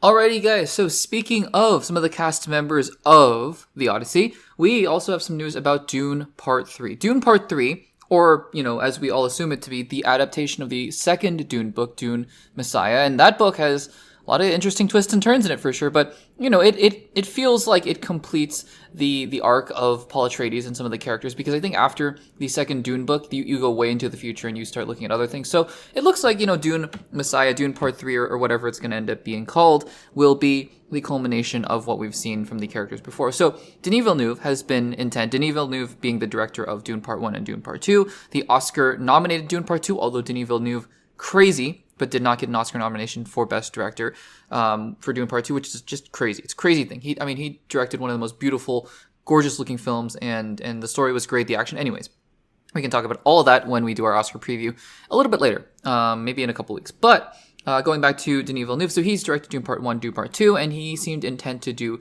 Dune Part 3. A couple months ago, it was reported that Dune Part 3 would be releasing in late December, I think, or mid-December of 2026. So I think something like December 16th, 2026. So still a ways away, right? And it was also reported around that time that Dune Part 3 probably wouldn't start filming until maybe early 2026. But now, as I'm recording this, we've actually gotten some confirmation that Dune Part 3 is going to be rolling really soon. It's been interesting because the last couple months, maybe it has to do with the writers and actors strikes that happened a little while ago, that, things were slowing down, and then all of a sudden things are ramping up again. That was, I think, late 2023, right, when everything was happening in that regard. So I think maybe now things are accelerating because you see, Doomsday is going to start filming soon, and we talked about the Odyssey is filming right now, and Dune Part 3. Add Dune Part 3 to that list, because Dune Part 3 looks like it's going to be rolling cameras in June of 2025, because according to, I think, Screen Rant or Deadline, maybe Screen Rant is reporting the Deadline article, but Dune Part 3 is going to start filming in June. It's going to start filming in June 2025. I think Denis Villeneuve was reported on saying a while ago, we might start rolling much sooner than we thought because things are just moving quickly. The script is almost done. And he said, but don't quote me on when we're going to start filming because I just don't know. These films take a long time to make. So we all kind of thought, okay, the December 2026 release date seems reasonable. But June 2025, that means that we're probably going to get, set pictures and other things coming out, maybe plot synopses about, what the premise is and how things are going to change. We know, for those of you who have read Dune Messiah, we know that there are going to be some changes just purely based on the way that Dune Part 2 ended, right, with Chani in particular. If you've read Dune Part 2, if you read Dune Messiah, you know that Chani's role is not, it's being set up in a very different way than it plays into Dune Messiah. So I'm very interested to see what goes on in that regard. So yeah, I think a lot of changes were going to be made in Dune Messiah. It's an interesting book. It's a very different kind of book than Dune. It's much shorter as well. So I'm very curious to see how Denis Villeneuve is going to approach it. But guys, it looks like cameras are going to start rolling. And like I said before, just looking at an actress like Zendaya, for example, I think it was reported before that she wasn't really going to have time for Spider-Man 4. Maybe that's still true. But I think one of the reasons was because of Dune. But if Dune is moving up to an earlier spot, or maybe this was, that conflict anyway. So maybe this is what the conflict originally was, and maybe this is what she was saying, I can't film Spider-Man 4 that much because of Dune Part 3 being in 2025. Who knows? But, I think that this is an interesting thing, right? Because it seems like Dune Part 3 is moving much faster and Dune Part 2 did. I think there were 4 years between Dune Part 1 and Dune Part 2, so or 3 years rather, 3.5 years. So it's really exciting to see Dune Part 3 moving ahead very quickly. And if we're lucky, we're going to get Dune Part 3 probably 2.5 years after Dune Part 2, which is a very exciting thing. And I'm very curious, like I said, to see a first trailer, to see even a plot synopsis, just to see how Denis Villeneuve is going to approach a different book, a very different and interesting book in the Dune lore. And I'm pretty sure, I would assume he's going to be done after that, though. I also think the Dune universe is going to keep going. We have Dune Prophecy confirmed for season 2, like we talked about a couple weeks ago. And I'm sure someone will try to tackle Dune. What is it? God Emperor Dune or Children of Dune or whatever the next few books are called. So we'll see about that. Guys, what do you think of the news that Dune Part 3 is going to be filming soon, in maybe 3 or 4 months? Let me know in the comments down below. Alrighty, guys, so Daredevil Born Again is just around the corner. It is crazy, but we are essentially getting Daredevil Season 4. It is something that I just never thought would happen. Honestly, when I watched that initial series, Daredevil Season 1 through 3, and of course the first season of Defenders, I was so on board. I was like, guys, this is amazing. This was well before, any of these characters were going to be in the MCU. This was, I think, 2019 was when I first watched the series, and I was like, wow, this is amazing. This is great. But, after that, it was pretty much radio silence because the Netflix shows got canceled, and so nothing happened there. And then now, we had little appearances from Charlie Cox in Spider-Man No Way Home, and then in She-Hulk, which we'll talk about in just a second. And now it's been confirmed that he is going to be playing Matt Murdock again in his own show, Daredevil Born Again, coming out in just a couple weeks. But also, he is going to be playing the same version of Daredevil as in the Netflix show. And it's funny because I actually, out of curiosity, I just rewatched the first episode of the original series, and I might try to not get through the whole thing. That would be crazy by the time we get to Daredevil Born Again. But maybe, by the time we get to the finale, because it's 9 episodes, so maybe 6 or 7 weeks worth of Daredevil, maybe by the time we get to the finale, I'll be able to watch the 3 seasons. I would like that. I'm also trying to do the same thing with Andor, but we'll see if we can get there by season 2. Anyways, but it's interesting because in the first episode of the Daredevil series, they're very... It's not explicit. They never say the word Avengers. They never say the word, Chitauri or Loki or anything like that. But they reference the incident, which is what they're calling the Battle of New York. And it's actually a fairly, pivotal plot point in the first episode, in that a lot of the ramifications of half of New York being destroyed play into what's going on as we set up the show for Daredevil, Matt Murdock, of course, Foggy, and Karen Page. So, and of course, Wilson Fisk as well. So, I think it's interesting that now, they kind of strayed away from that as the series went on, but now it's kind of becoming reintegrated, and I think that actually plays into it. I think that that's an interesting thing that maybe they'll call back to in Daredevil Born Again. So, Daredevil Born Again season 1 is shot. It was originally going to be 18 episodes, but now it looks like with season 2 already starting to film that it's going to be, basically split into 2. So the first season is going to have 9 episodes, and the second season is going to have 9 episodes as well. And we talked about in a previous episode the fact that She-Hulk was not going to be referenced. The showrunner was like, yeah, Daredevil went off and did other things. He's in the MCU. He's not trying to disparage anything, I don't think. I didn't read that from the comments. He was just saying, yeah, of course, Daredevil's done other things and been in other places, but we're not going to reference She-Hulk. So anyways, Tatiana Maslany, who was, I think, promoting a new TV show called The Monkey, or maybe it's a movie, The Monkey, but anyways, was asked, would she be willing to appear in Daredevil Born Again? I'm assuming they're asking about future seasons, right? Because obviously season 1 is shot, and I would even think maybe even the season 3, because it looks like season 2 has the story pretty much set up, and it doesn't seem like there's any indication that Jennifer Walters will be appearing, although you never know. They started filming, and it's not too hard, I don't think, to have her film for a day and just film a couple scenes with Charlie Cox. So this is what she had to say about Daredevil Born Again. Quote, "Would I be born again? I mean, absolutely. He was so great," he being Charlie Cox. "He was so fun, like a really fun person to play with. And I think what he did so well was take a character that exists in a different tone and totally adapt him for this new tone while still maintaining the integrity of the character, which is actually very funny then. To see him collide with this sort of goofier world." So then, in the same way, this interviewer asked Tatiana Maslany, so then you'd have to be a little more serious, right? Just like how Daredevil was a little bit more, goofy with She-Hulk Attorney at Law. She-Hulk would have to be a little more serious for Daredevil Born Again if she were to appear in there. And this is what Maslany said. She said, quote, "I agree. I have a lot of serious bones in my body." So here's the thing, right? Because these are my thoughts on the whole situation. And I know my thoughts on She-Hulk and whatever might vary and differ from what you guys have to think. And that's totally fine. I do think, though, regardless, because I'll talk about my thoughts on She-Hulk and She-Hulk appearing in Daredevil in just a second. But I just want to preface this by saying I do think that regardless of how we feel about She-Hulk, right? I think what we have to acknowledge is, one, TATIANA MASLANY is a fantastic actress. Again, I don't think everything in the MCU has hit, especially in phases 4 and 5. I don't think everything in the MCU has hit. I think a lot of it is better than we think it is, or at least in my opinion. That's in my opinion, right? Because the narrative is, oh, it sucks and everything's terrible. I thought Captain America: Brave New World, while messy and not the best, the best potential it could have had, not exceeding that, it was okay. It was decent, right? Other things like Echo, fine, the Marvels, so, but again, I don't think I've really hated anything. Even Secret Invasion, I just never hated, right? And She-Hulk is one of those projects. She-Hulk, and I rewatched She-Hulk. You can go check out my rewatch video on the YouTube channel, but I rewatched She-Hulk and I was like, well, the bad parts stick out like a sore thumb. They're really bad. But there's a lot of good in that show.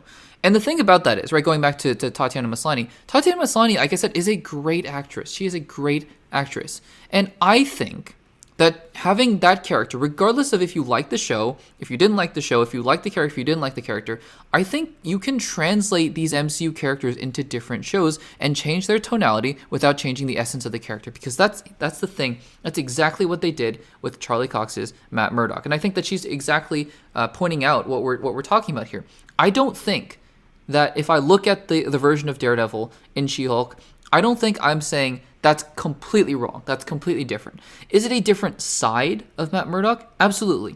But do I believe that is in essence the same character as the one in the Daredevil show? Yes, I do. Because I think that, we're allowed to see these characters interact in different tonalities, different mediums, and show a different side of these characters while also maintaining the same essence. So in a similar way, well, I think it would be a bit jarring, right, to see She-Hulk show up in Daredevil Born Again. I don't know what the justification for that would be, and honestly, I don't think it would fit the story. Could I see Jennifer Walters as a lawyer, as an attorney, appear in Daredevil Born Again? Yes, I 100% think I could. In fact, I might even want that. I think I do, because TATIANA MASLANY is a great actress, and she can play serious. Guys, she can play serious. And so seeing her show up for some trial, because like when Matt Murdock showed up for the trial in She-Hulk Attorney at Law, it was funny. It was goofy, right? It was supposed to be funnier. But if She-Hulk, if Jennifer Walters shows up for a trial in New York for something, and she runs into Matt, it could be really serious. She could be helping Matt with a case or something like that. She could be helping Foggy and Matt. I honestly think this would be a good thing.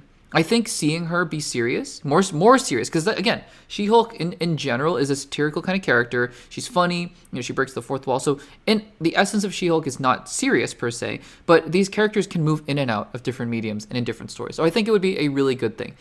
Am I, saying that they need to rewrite all of Daredevil Born Again Season 2 right before they start filming to include She-Hulk? No, I don't think so. But if she does show up maybe in Season 3, for example, and there's a joint trial or something like that that's going on, I think that would be a good thing, honestly. And so I would be down for this. I would be really down for this. But I'd be curious to know, guys, what do you guys think of this? Do you think that, maybe not She-Hulk, right? Because I don't think She-Hulk would really fit in Daredevil Born Again, but would maybe Jennifer Walters fit better into a Daredevil Born Again Season 2 or Season 3? Let me know in the comments down below. Alrighty, guys. So remember when the DCU, when James Gunn announced all the initial projects, Booster Gold, Paradise Lost, Lantern, Supergirl, Superman, etc., etc. But then we started to get more announcements about other projects that might be coming out in the DCU. In fact, we haven't really gotten official announcements other than maybe Clayface, for example. But there have been other projects that major sources like Variety, Deadline, Hollywood Reporter have reported are in development, including a Bane and Deathstroke movie, the aforementioned Clayface movie, and another movie, Sergeant Rock, which was actually teased in Creature Commandos. And so, Sergeant Rock is a character who lives in, I believe it's World War II. Yeah, no, it is World War II because of G.I. Robot. I take that back. It is definitely World War II. For those who have seen Creature Commandos, you'll know exactly why G.I. Robot, led me to remember that this was World War II. But anyways, so Sergeant Rock was a character who is just a war general. And from my understanding, this is a character who doesn't really have superpowers, but is just a general. Sergeant Rock in the DCU. And so they were moving ahead with a movie directed by Luca Guadagnino, who made Queer and who made Challengers, right? He's done some good work over the past couple years. And notably, we did a segment a while ago saying that reports were saying that Daniel Craig had signed on to play Sergeant Rock. And so, that was the assumption going forward. And there was not a lot that was heard about this project, honestly, for the next little while. We've heard more about Clayface. We've heard more about Supergirl, a little bit about Bane and Deathstroke, and other projects moving forward in the DCU. But Sergeant Rock has been kind of quiet. So then, the other day, we got a report now that Daniel Craig has actually dropped out of the DCU project. Now, the article goes on to elaborate on this a little more, saying that he actually never officially committed to signing on for the project. And so when the news first broke, this was in December, I think the assumption now is that he probably loosely agreed to do it, or at least was interested in doing it. So then the article goes on to say that this is a project that DC co-chiefs James Gunn and Peter Safran are excited about as a straightforward war picture, and see it as a chance, I'm just reading directly from the Variety article, see it as a chance to demonstrate the wide breadth of content they intend to make under the DC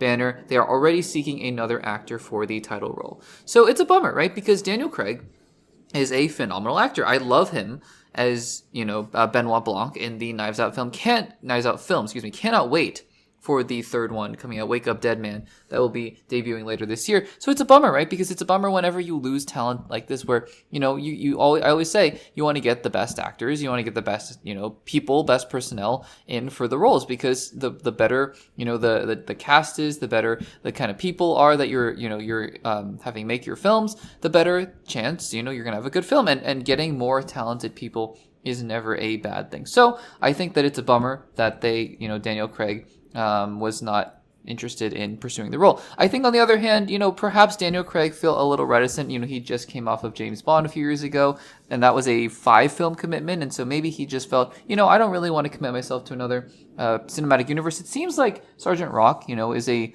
maybe a more isolated character in terms of at least time period. So I don't know if they do a Sergeant Rock franchise or whatnot, maybe depending on how good the first film is, because it seems, again, pretty isolated. But, maybe that actually, maybe it's the opposite. Maybe Daniel Craig really wants to have a franchise of his own, and he wants to play another character. So we'll see how that goes. But it looks like Daniel Craig never officially, signed on the dotted line. It's not like he's backing out of a commitment he made. It just seems like, he decided, hey, I might have been interested in this role, and now I'm not anymore. And so the DCU, I'm not going to go as far to say that it's lost an actor for a role. I'm just going to say that, it could have had Daniel Craig in one of the titular roles for one of its upcoming movies, and now it doesn't anymore. And I think that as long as they get another good actor to fill that role, then I think all will be well. But it's a bummer, and I hope that Daniel Craig will see him again in either the MCU, he was going to cameo in Multiverse of Madness, but decided not to, or the DCU, either one for main roles. That would be really great. Guys, what do you think of the news that Daniel Craig is no longer going to be playing Sergeant Rock in the DCU? Let me know in the comments down below.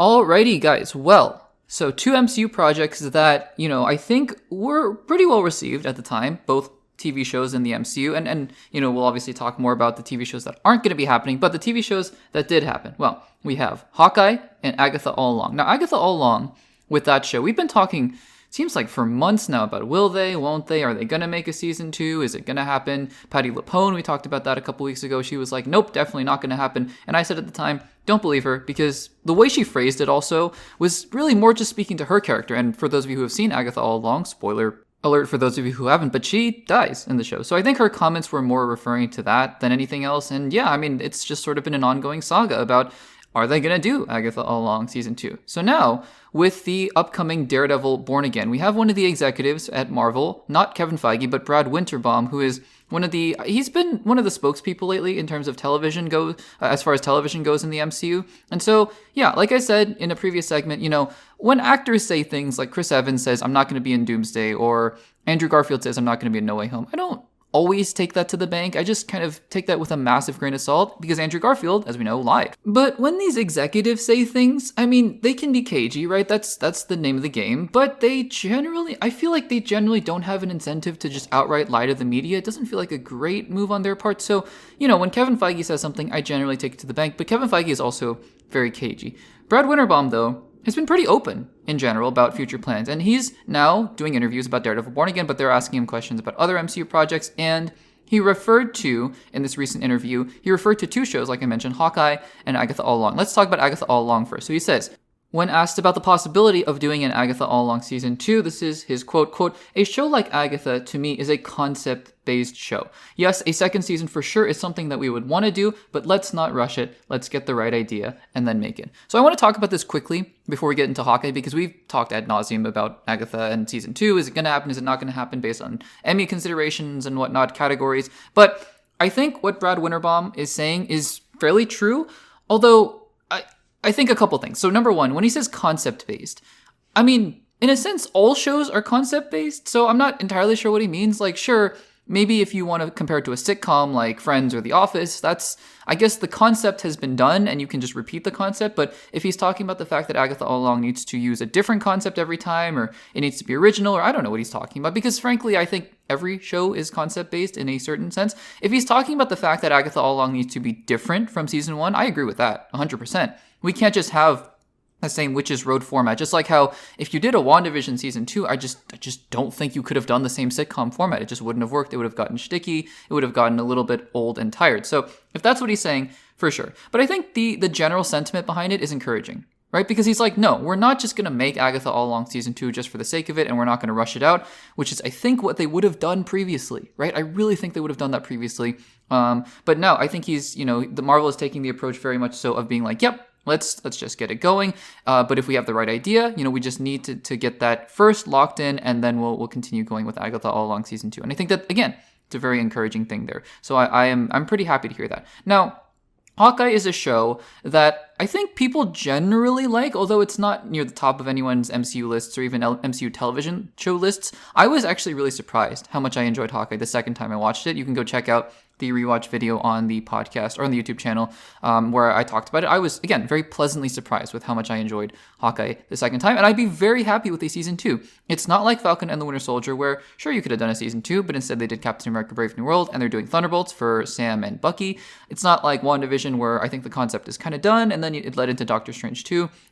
Even Miss Marvel, I think Miss Marvel could have gotten a season 2, but other shows, I just think it's not like a one and done kind of a show, right? I think it's definitely ripe for a season 2, and this is what Winterbaum had to say. Quote, "Hawkeye is another one that feels like you can make a second season of that show because it's Christmas, because it's Clint and Kate," said Winterbaum. Quote, "You can kind of revisit it whenever, and we're looking for opportunities to do that. But as we develop things for the future, I think they're going to be designed to be multiple seasons, have more of a pattern, and be able to be released annually."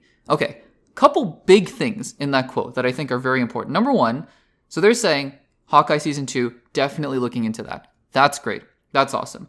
Do I think it needs to be at Christmas every single time? No, there's nothing inherently Christmas about Hawkeye.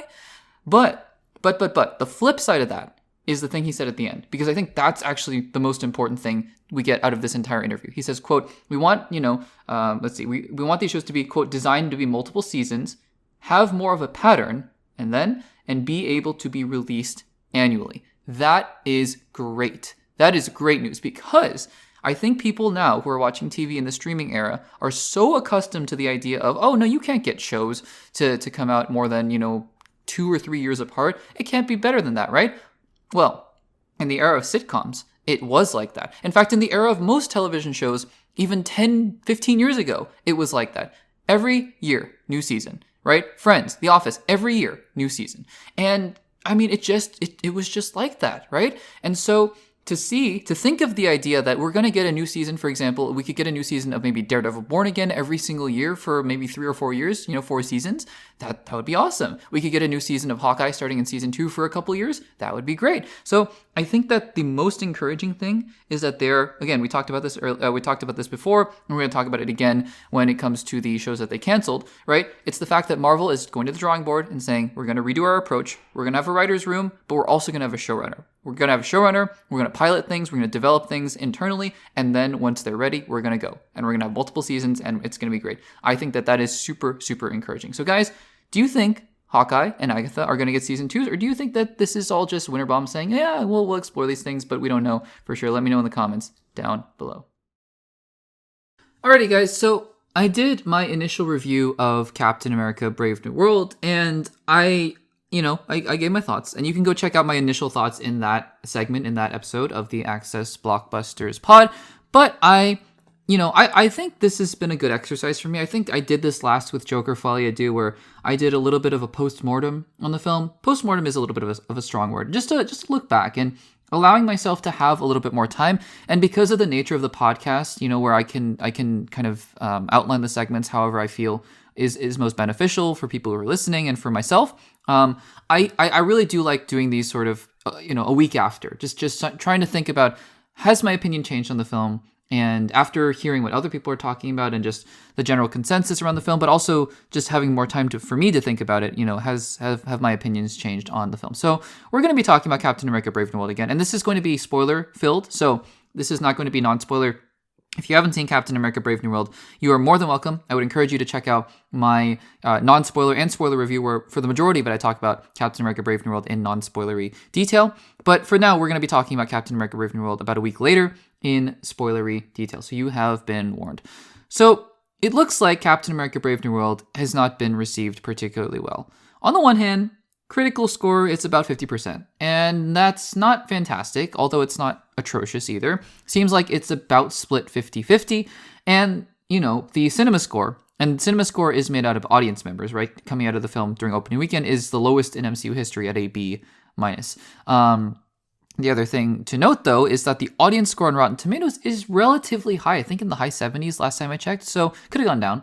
But, on Rotten Tomatoes, and again, these are all unscientific, right? These are all people who wanted to go on Rotten Tomatoes and fill out their, whatever. And there's no way to really verify that they're telling the truth or not, and whatever. So there's a lot of different things going on. But the general consensus seems to be fans are tilting towards liking it a little bit more than the critics, but, it's still not amazing. And the critics are just very much divided. And even the ones who like it, I don't think love the film. And, as I was thinking about this more, and as I was listening to other people's reviews and just trying to digest my thoughts on the movie, I think, Captain America Brave New World is frustrating, right? Because it has the right elements to be a really good film. And if it was, in fact, reshoots that derailed the film, and we don't know where these reshoots came from. We don't know if the reshoots came from the fact that Kevin Feige himself was displeased with the original cut of the film, and maybe the cut of the film that's in theaters right now is what they salvaged. They were able to really get a decent film. I said it's decent, and I still think it's a decent movie, out of whatever the original cut was. Maybe that's what it was. Okay, that's a better result than, releasing something that's really terrible. That is what it is. Or, maybe there's the other narrative of it was test screenings, and audience members thought, oh no, the first cut of this movie is not good. Because what is clear to us is that part of the film was changed, and certain parts of the film were reshot. And I would wager, although no one's confirmed this to anyone, but I would wager that the reshoots were pretty last minute in terms of the fact that they just weren't able to clean up some of the CGI, and, some of the green screen work was not fantastic. So, it is what it is in that regard.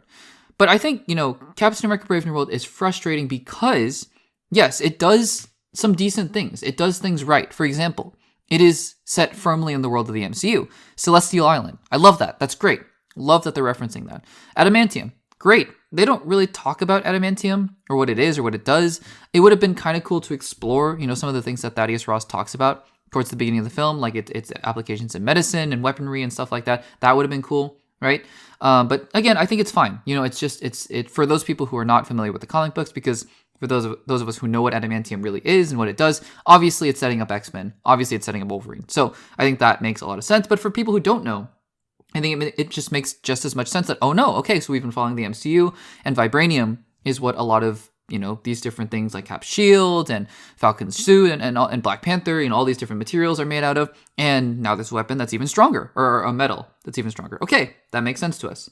The other thing that I, like I said, I really enjoy, and I still really do think it's done pretty well, is the political nature of the film. The fact that this movie is about signing a treaty, the fracturing nature of relations across the earth. I like how they're, using the character of the President of the United States, Thunderbolt Ross, who I think has a strong arc in the film based on everything that's happened in the past. They reference it of how he was very anti-superhero, and now he's trying to change and become more, softer towards superheroes. He wants the Avengers to come back, and then, things happen with Stearns, and the Stearns, slowly putting Gamma into his blood. Again, that stuff works. That stuff really works here.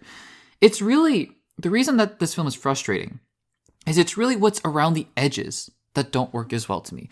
For example, Giancarlo Esposito as Sidewinder. I love Giancarlo Esposito as much as the next person. I think he is great. In The Boys, he is menacing. He's the one person that can talk to Homelander and get away with it. Talk back to Homelander, I should say. And of course, Mandalorian, Moff Gideon, he's great. And he's been in many other amazing projects. So he's great, as always. What does he do in this movie? And I'm very rarely the kind of person who is like, well, they cast a really good actor in a role that's completely unknown to me. And that's disappointing. I'm not that kind of person because who knows, right? Any character, any actor can make a good character, an obscure character, a memorable character, right? So just because Giancarlo Esposito was not cast as Magneto, and just because he was cast as Sidewinder, maybe before Captain America Brave New World, for all we knew, Sidewinder was going to steal the entire movie and he was going to be amazing. We didn't know that. So I always keep an open mind, right? In that regard.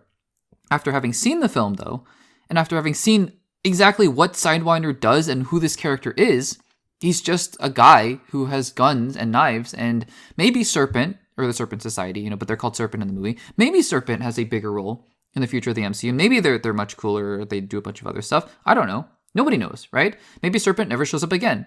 That feels wasteful. So it's that kind of stuff. And also he just kind of disappears and he's like, I'll see you again, Captain America, and I'll fight you again. Will he? Is Captain America 5 going to be called Captain America Serpent Society? That little joke that Kevin Feige made way back in 2015, I want to say, 2014. It was a long time ago. Anyways, I don't know. Who knows, right? The other stuff about the leader in particular. I mean, it's hard for me because I think that what they gave us from the leader was pretty decent, honestly. I liked Tim Blake Nelson. I didn't love him in The Incredible Hulk, to be quite honest with you. I thought he was just kind of weird, and he was supposed to be weird, but he was just a little bit all over the place and erratic, and it just wasn't really working for me. But that's fine. That is what it is, right? But the leader, for example, I think what we got from him was solid. I liked the scene in the lab. I think that stuff worked really well. And then what? He disappears at the end? I've noticed people's comments about, the him going to that admiral's house and then shooting the guy and then, taking his phone or whatever and calling Ross. That came out of nowhere and it didn't lead to anything, right? Like, it's not like Zemo in Civil War, where Zemo was, he went to that former Hydra agent's house and he took the notebook. That has a purpose, right? He needs the notebook. Why did the leader, why did Stearns go to that house? Doesn't make sense. So really, at the end of the day, what's frustrating to me about Captain America Brave New World, which I still maintain, and I haven't seen it again, to be fair, maybe, because I said in my initial review, I was a little bit worried that on a rewatch, this film wasn't going to hold up as much, because part of what I enjoyed the most out of Captain America Brave New World was piecing everything together along with the characters, trying to understand, okay, what's the leader's plan here? Why did he send Sidewinder to Mexico in the beginning of the film, and why didn't he send backup? Why didn't he show up? And then, what's going on with Isaiah Bradley? All that stuff works really well. Isaiah Bradley also, by the way, as a character, was another one of those loose ends that I think could have been so much stronger. The relationship between Sam and Isaiah should have been explored a lot more towards the second half of the movie, because Isaiah basically disappears from the movie for maybe 45 minutes towards the second half. So again, there's a lot there that works, right? And there's a lot there that feels really solid, but there's a lot there that it's just not clicking. It's not coming together in a way that feels cohesive. And that's frustrating because, Captain America Brave New World at the end of the day is a film that is aiming to reestablish the Avengers, although, not the actual Avengers aren't, they're not in the film, but, the concept of the Avengers, they're setting up other things, and obviously Doom at the end of the movie, and it's just not clicking, So I feel like as time goes on, Captain America Brave New World will kind of end up in that Iron Man 2 tier, Iron Man 3 kind of area. Right now, for me in my rankings, it's probably somewhere between those two, maybe a little bit higher than Iron Man 3, to be honest with you, because there is a good movie in there. And I am a sucker for political intrigue in movies and TV shows, right? And so there's enough for me in there to go, what doesn't work is not working, but what is working, and I think the fight on Celestial Island was really good, really solid, but at the end of the day, I just think that this will probably go down, in history and MCU history as just one of those movies that was just too messy. It was just too messy. Now, I want to end this segment, though, by saying I think there is hope. Because now we are entering the next era, the reintroduction of the Bob Iger, Kevin Feige era of the MCU. Because I think before, projects like The Marvels, projects like Captain America Brave New World, projects like Echo, were really, really damaged by the Bob Chapek regime at Disney, where the mandate was quantity. Doesn't matter really what the quality is. Figure it out, but your people are going to be overworked, but figure out because we need quantity. And I think now these next projects, you can tell they're very intentional, right? And maybe, yes, they're an effort to close out the multiverse saga in as fast as humanly possible. Maybe, right? Maybe. But Daredevil Born Again, you know, you have Thunderbolts, you have Ironheart, which I think Ironheart, I should say maybe Ironheart is one of the last vestiges of this whole regime, because Ironheart has just been in development hell for the longest time. So maybe Ironheart is maybe the last one. But you have Thunderbolts, you have Fantastic Four First Steps, you have Doomsday, you have Spider-Man 4, you have Secret Wars. And then you probably have X-Men, right? So I'm very much looking forward to, let's start getting the momentum back. You know, Deadpool and Wolverine was a good start, right? But it wasn't, you know, the be-all, end-all. And I think that we're heading in a better direction. Again, I think if we can build on Captain America Brave New World and say, okay, that movie was not perfect and there were problems with that movie. Thunderbolts looks great.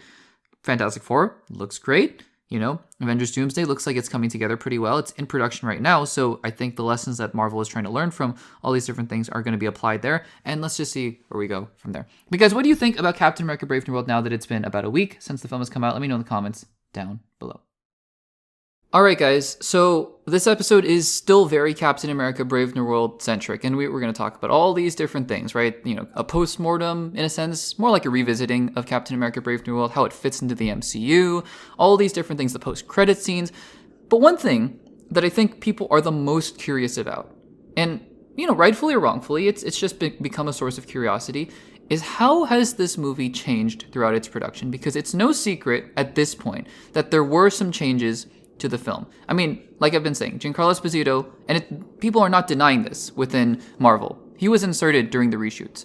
The post-credit scene, we'll talk about that in just a second. Julius Onah, the director, said, yeah, we shot the post-credit scene during reshoots. However, he asserts that it was always going to be that way. And this is an extensive interview. The Wrap did an extensive interview with director Julius Onah. And I think there are a lot of fascinating nuggets in here that we can talk about. Again, I think it's worth pointing out context, right? Because we're going to dive into this. We're not going to talk about every single answer to every single question. I just think there are a couple, or maybe 3 to 4 very interesting nuggets that we can dive into. I think it's worth pointing out. I'm not saying Julius Onah in this interview is lying about anything. He talks about a whole lot of things: the reshoots, the post-credit scene, I believe, and the process of making the film, what he watched, you know, in the MCU before making this film, all that kind of stuff. Great. We're not going to touch on all of that. I think it's important because I'm not saying he's a liar, right? That's not at all what I'm saying. But context is important, and if you're a filmmaker, first of all, just talking about your own project, I think you're gonna, you know, talk about it in a more positive way. And again, I'm not somebody who hated Captain America Brave New World, but I just think, you know, you kind of have to look at it in a way where I'm not saying he's just defending it blindly, right? But I think that, you know, you're in a position where he's in a position, Onah is, where he would want to give reasons, justifications for all the questions and things that are being asked of him in this interview. So that's all fine. And the other thing about that too is that this is Marvel, right? So even if he had a terrible experience and whatnot, I don't think he can just outright say that while the film is in, you know, the middle of its box office run. I think that would completely tank its chances of even making close to even, right? And so I think that Marvel probably has him, you know, you can't talk about this thing, can't talk about this thing. And again, it's not like there's necessarily tons of secrets, you know, going around here, but I think that it would be, we'd be remiss if we didn't give that context. So this isn't gospel. This isn't truth with a capital T. This is just Julius Onah's, thoughts on this from a very specific point of view. That being said, like I said, there are some very interesting nuggets here that I wanted to touch on. So we're not going to read the direct answers because this podcast segment would be hours long if we did that. But I'm gonna paraphrase his answers here. You can go check out the article on the Wrap. It's a very long interview, not very long, just a decently long interview there. And then we'll talk about some of the things as I scroll through this interview. So first of all, let's talk about the reshoots and the changes. So, the first question that I want to tackle is the fact that this interviewer was saying, how did the story change, right, from beginning to end? And the answer that Onah gives is that it was more of an evolution, right? So the question is really, you know, we know that this movie changed, but Onah is really like, well, sure. I mean, the screenplay foundation is the foundation that we build this film off of, but we changed some things. It evolved to where it became a little more grounded, and I think, you know, the character of Sam Wilson had a more personal arc, and so those things were evolving as the movie went on. But I think that it's interesting because Onah is like, yeah, I mean, I don't see it as an overhaul. I just see it as an evolution of the film. He doesn't really get into positive, negative, otherwise, but I think that it's implied that he's like, no, this was just the process of the film. Okay, so that's interesting. Second thing is Giancarlo Esposito coming in as Sidewinder. Because again, it's clear that he's not denying it in this interview that he was inserted during the reshoots. And the answer he gives is actually quite interesting because I think it was pretty clear, based on all the interviews and things now, that Seth Rollins' character, Seth Rollins being a WWE star who was originally in Captain America Brave New World, was the original Sidewinder. And Rosa Salazar was playing another member of the Serpent Society, but both of them got cut. And I don't know if this is confirmed, but Seth Rollins was the character, the Sidewinder, that was replaced. He was replaced, and Giancarlo Esposito stepped into the role. And basically, what Onah says here is that they really wanted to go with a more grounded approach. And so probably, he doesn't say this outright, but probably the original cuts of the film had a more comics accurate, serpent, snake-like, snake costume, super powered, super villain kind of role for the Serpent Society. And probably at the beginning, that opening action sequence, honestly, I don't know if it would have changed too much in terms of just its placement in the story. I think it probably just was more fantastical. He talks a lot about the fact that, there are heightened characters, right? And heightened material. And I think he's referring to just more fantastical and more, you guys suspend your disbelief a little bit more, right? And so I think that, it's very clear that Giancarlo Esposito's character was just kind of a soldier, right? I mean, I don't know if he has superpowers or superhuman abilities. It doesn't seem like it in the movie. But again, I think that, it makes sense that I think the picture that we're getting here is that originally there was just a more, comic booky character, right? Comic book accurate Serpent Society, and just wasn't fitting with the film. So they decided, let's go a different route. That might be, honestly, where all the reshoots came from. Maybe the original was Sam Wilson fighting against a bunch of alien super soldier snake creatures, and they were like, yeah, not working. And so they replaced it. So that's my takeaway from that comment. He also the interviewer talks about the fact that, so there were, costume designs for Isaiah Bradley and Ruth. There were costume designs for the leader that looked a little bit different. If you remember, there was a more normal looking version of Tim Blake Nelson who had a beard and just a little bit of a taller, bigger head. And the interviewer asked, so what happened there? And I think, again, the answer is kind of similar. It's just trying to thread the needle, is what Onah says about being grounded and making sure it fits the movie while also kind of alluding to those comic book origins. So again, to me, what this says here is a very similar thread of probably in an original cut of the movie, there was a lot more comic bookiness as things developed. But I think that what happened was Onah took a look and he was like, or Onah or Marvel or somebody took a look at it. Maybe this was, this part of the Kevin Feige overhaul. And he was like, no, it just has to be more grounded.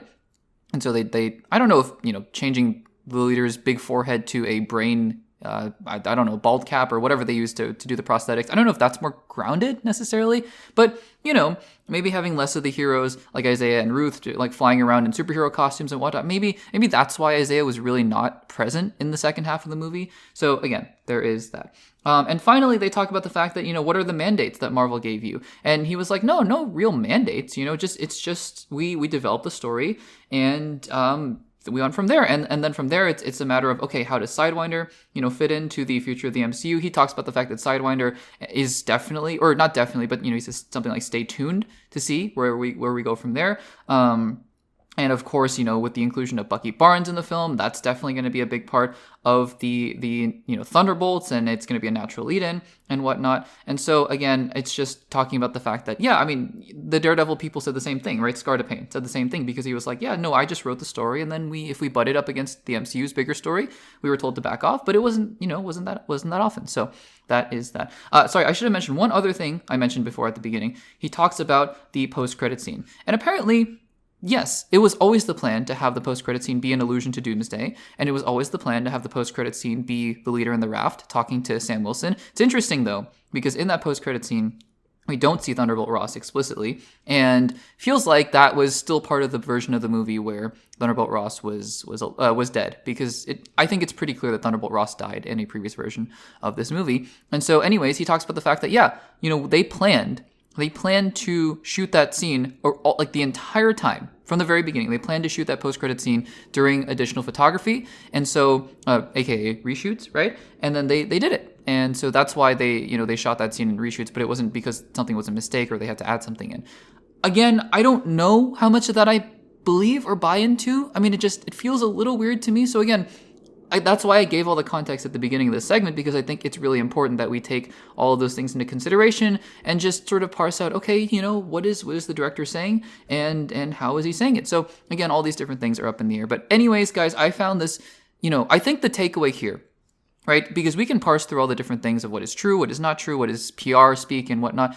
I think what I am taking away from this, though, in general, is that there is a version of Captain America Brave New World that is very comic booky, right? Sidewinder and Diamondback in the Serpent Society are just wearing snake costumes or have snake designs or whatever, maybe even spitting venom or what. I don't know much about the Serpent Society in the comics, but you know what I mean, right? Much more comic book accurate, right? There's a version of that movie. There's a version where Isaiah and Ruth have superhero costumes and they're running around in the final act, et cetera, et cetera.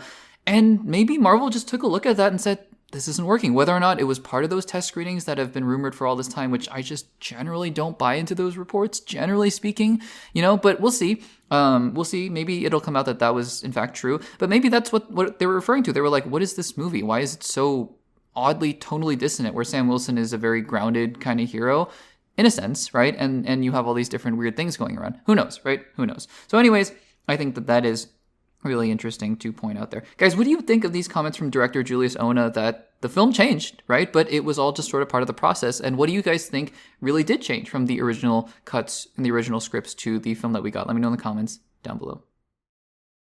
Alrighty, guys. Well. We have 3 MCU Disney Plus shows that were allegedly somewhat far into production, although we'll talk about the nuances of what that means, and have now just been revealed to have been halted.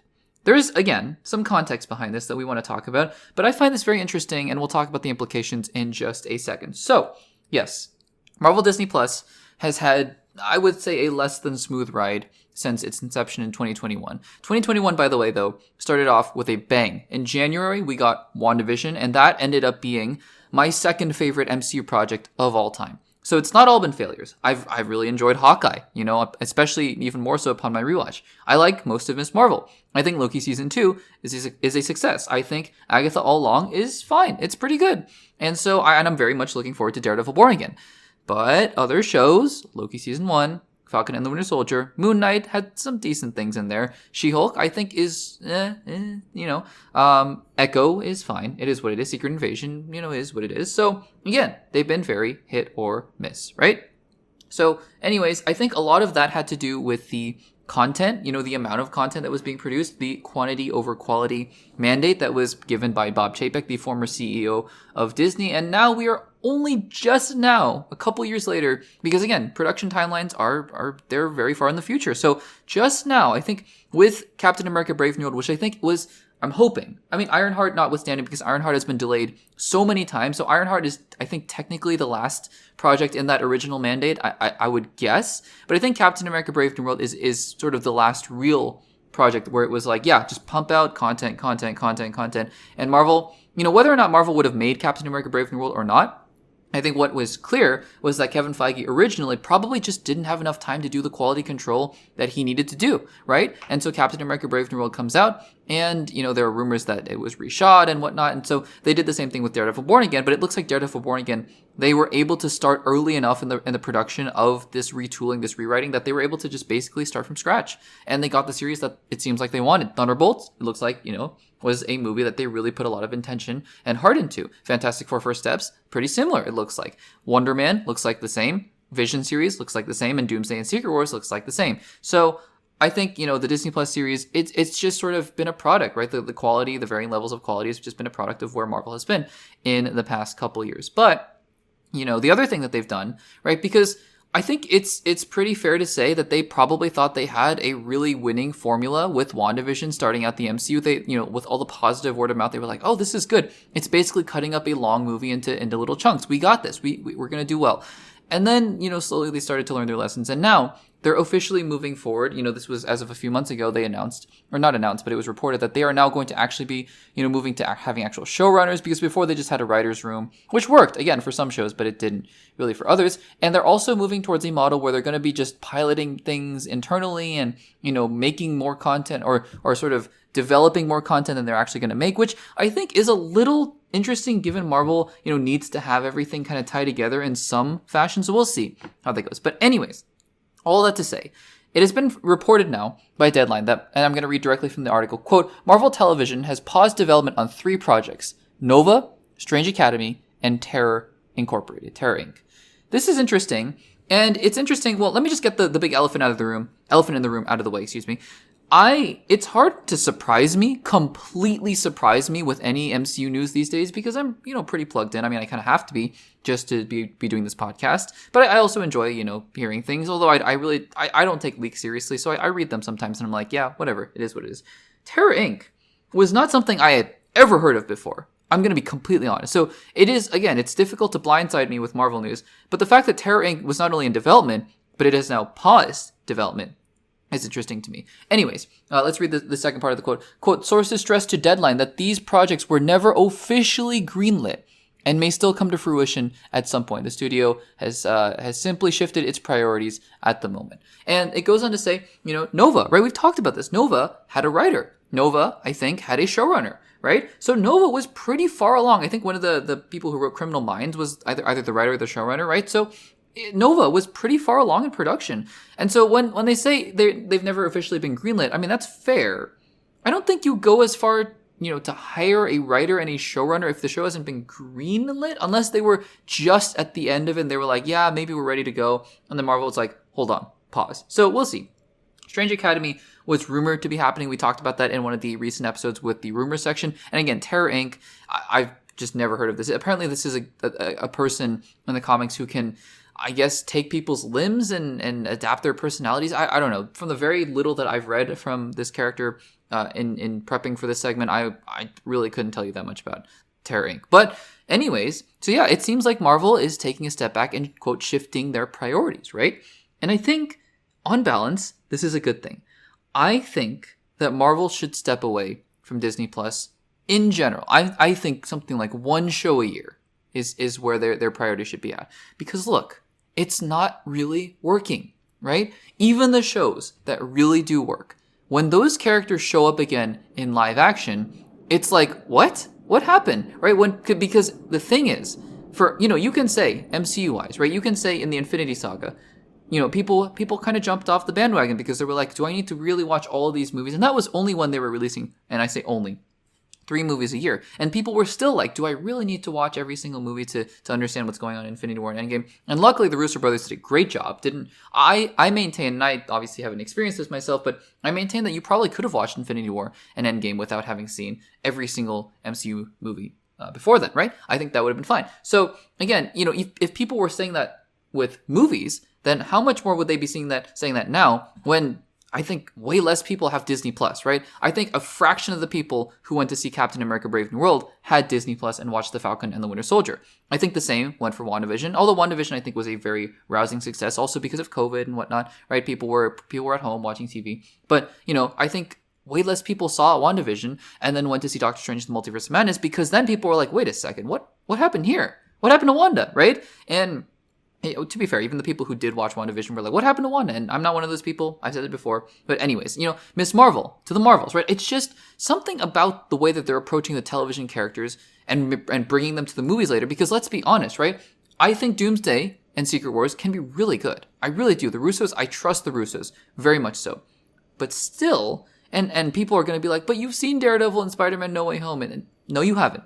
You saw Matt Murdock. You did not see Daredevil, right? So when people go to Doomsday and they see Daredevil, for example, they see maybe She-Hulk, for example, they see Kate Bishop, right? And they already have seen Kate Bishop in the end credit scene of the Marvels, but not many people saw the Marvels, right? You see Ms. Marvel again. How many people are going to watch that and be going, wait a second, I'm confused, I'm lost, what's going on here? Even in the trailers, right? If you see all those, they're going to be like, wait, what's going on, right? So I actually think this might signal that Marvel is shifting away from Disney Plus. Again, the article points out it may not mean anything like that, right? It may mean that they're just simply putting it on pause. Maybe they're going to focus everything on Doomsday and Secret Wars for the time being. Fine, good. But I think that, Marvel should be very, very, very cautious with how they approach their TV shows. And I think that if they are, And it seems like they are with their pausing of a show that like Nova that was pretty far into the pre-production. I think it's a good thing. I honestly do. I think that it's showing that they are understanding finally where their priorities are, and hopefully we'll get some good products, good movies, good shows out of that. So guys, what do you think? They are pausing. Marvel is pausing production on 3 shows: Nova, Strange Academy, and Terror Inc. What do you guys think? Would you be interested in these series? I would be interested maybe in Nova, maybe in a few years, but probably not right now. Honestly, I'd just like to see some X-Men series once the multiverse saga is over. But regardless, we'll see what happens there. Let me know in the comments down below. Alright guys, so sticking with the theme of Captain America Brave New World, we've talked about it a pretty decent amount this episode, but I wanted to touch on it one more time in one more segment. And that is, how does Captain America Brave New World fit into the MCU?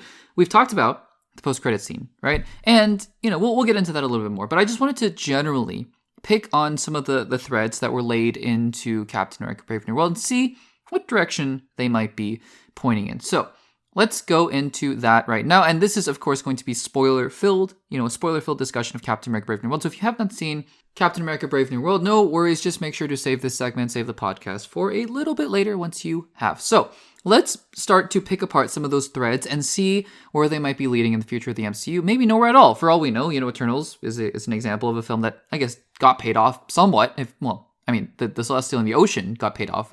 Where the other Eternals are, what happened to Star Fox, Harry Styles, who even knows? Nobody knows, right? But, it got paid off. And The Incredible Hulk was a film that didn't get paid off for, 17 years. So, yeah, things can happen. But anyways, number one is actually something that got changed. I think, at least. And I think a lot of people think this relatively late into the process. And that is that Thunderbolt Ross is alive.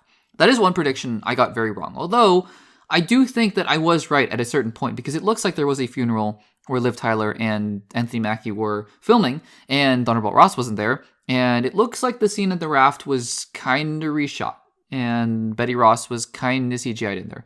I don't know. Hard to say. But no, Thunderbolt Ross is alive. And what's interesting about this is that Thunderbolt Ross is now in the raft with the leader and with Zemo.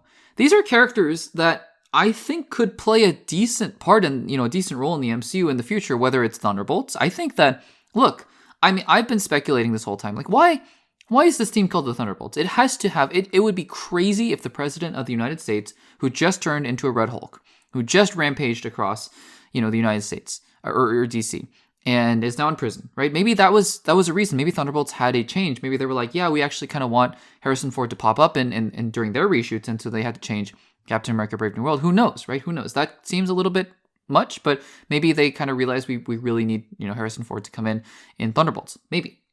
So I think maybe this has a part to play, because also, one of the things that we've talked about is that Zemo is a notoriously, very conspicuous absence of the Thunderbolts lineup. Zemo, it seemed like the prime candidate to be in the Thunderbolts, to kind of be one of the more, the guy pulling strings or the mastermind, the smart guy of the operations, right? And he's not. He's just not there. But Zemo, Leader, and Thunderbolt Ross are in the raft.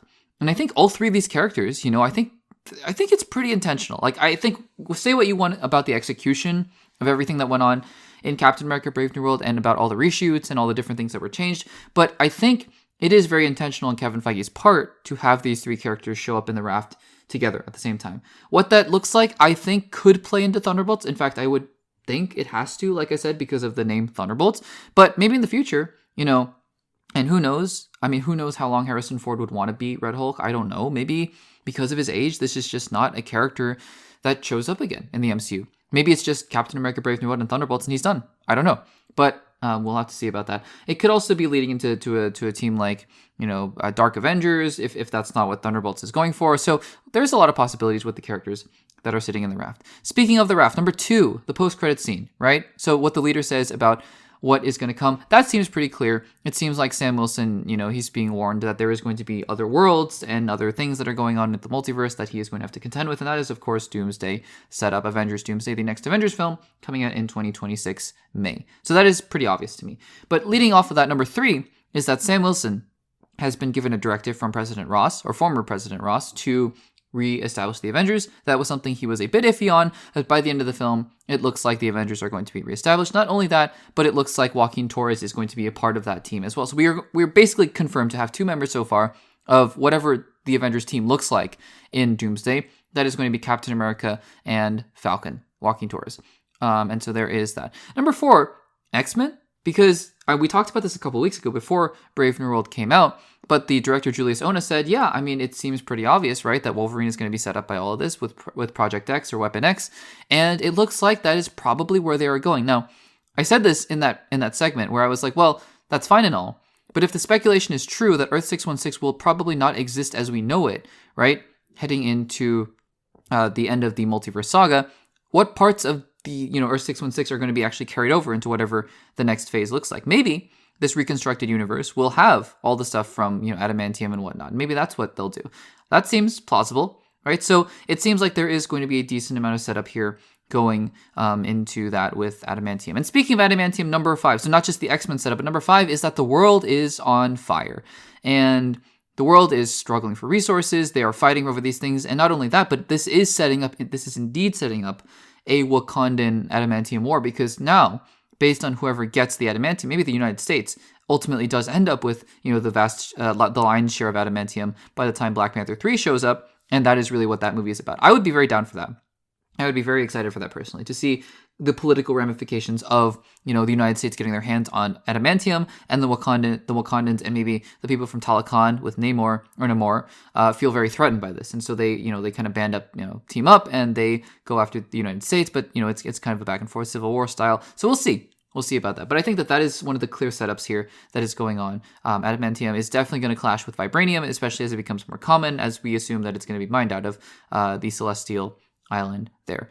And then I think the last thing here that I wanted to talk about was really, well, Bucky Barnes. Bucky Barnes shows up in the Thunderbolts, and Bucky Barnes, right, is going to be a congressman in Thunderbolts, because there was some speculation that he was wearing the congressman pin, but it was like, well, is he kind of a guest, or is he a guest speaker, in that congressional hearing with Val? But no, it looks like he is actually going to be running for Congress. He mentions a campaign, and so it looks like Bucky will be an actual elected official come time for the Thunderbolts, which is interesting given his very spotted and checkered past right there. So we will see where all of that goes. I think there's a lot of interesting plot threads to pull from here in Captain America, Brave New World, right? We have Red Hulk still on the loose. Not on the loose, but he's contained in the raft, but he's still out there. And then we have other characters and other plot threads to kind of wrap up here as we go along into the MCU, and we'll see how it all ends up going on with the multiverse saga. Guys, what do you think about all these different loose threads? And let me know if I missed one in the comments below, and let me know what you're most excited to see get paid off, hopefully sometime in the near future. Let me know in the comments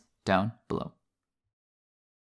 And with that, guys, that will do it for episode number 66 of the Access Blockbusters pod. I know, a very Captain America Brave New World centric episode. I think it was, there's a lot to come out of this movie. And like I said at the beginning of the episode, if you guys were there for that, there's going to be a lot more to talk about in the future, but we're gearing up for Daredevil Born Again and Thunderbolts in a couple months, and of course, a lot of other films coming out between then. So, very exciting stuff there. Guys, let me know in the comments down below if you're watching on YouTube, what you think about the podcast. If you're listening on the audio platforms, make sure to rate, review, subscribe, all that good stuff, follow, and that'll do it for episode number 66. We'll see you guys next week for the Oscar preview, and then the week after that, it'll be Daredevil and Oscar recap season. So, we are on our way. Guys, thank you so much for listening, as always, and I will see you guys in the next one.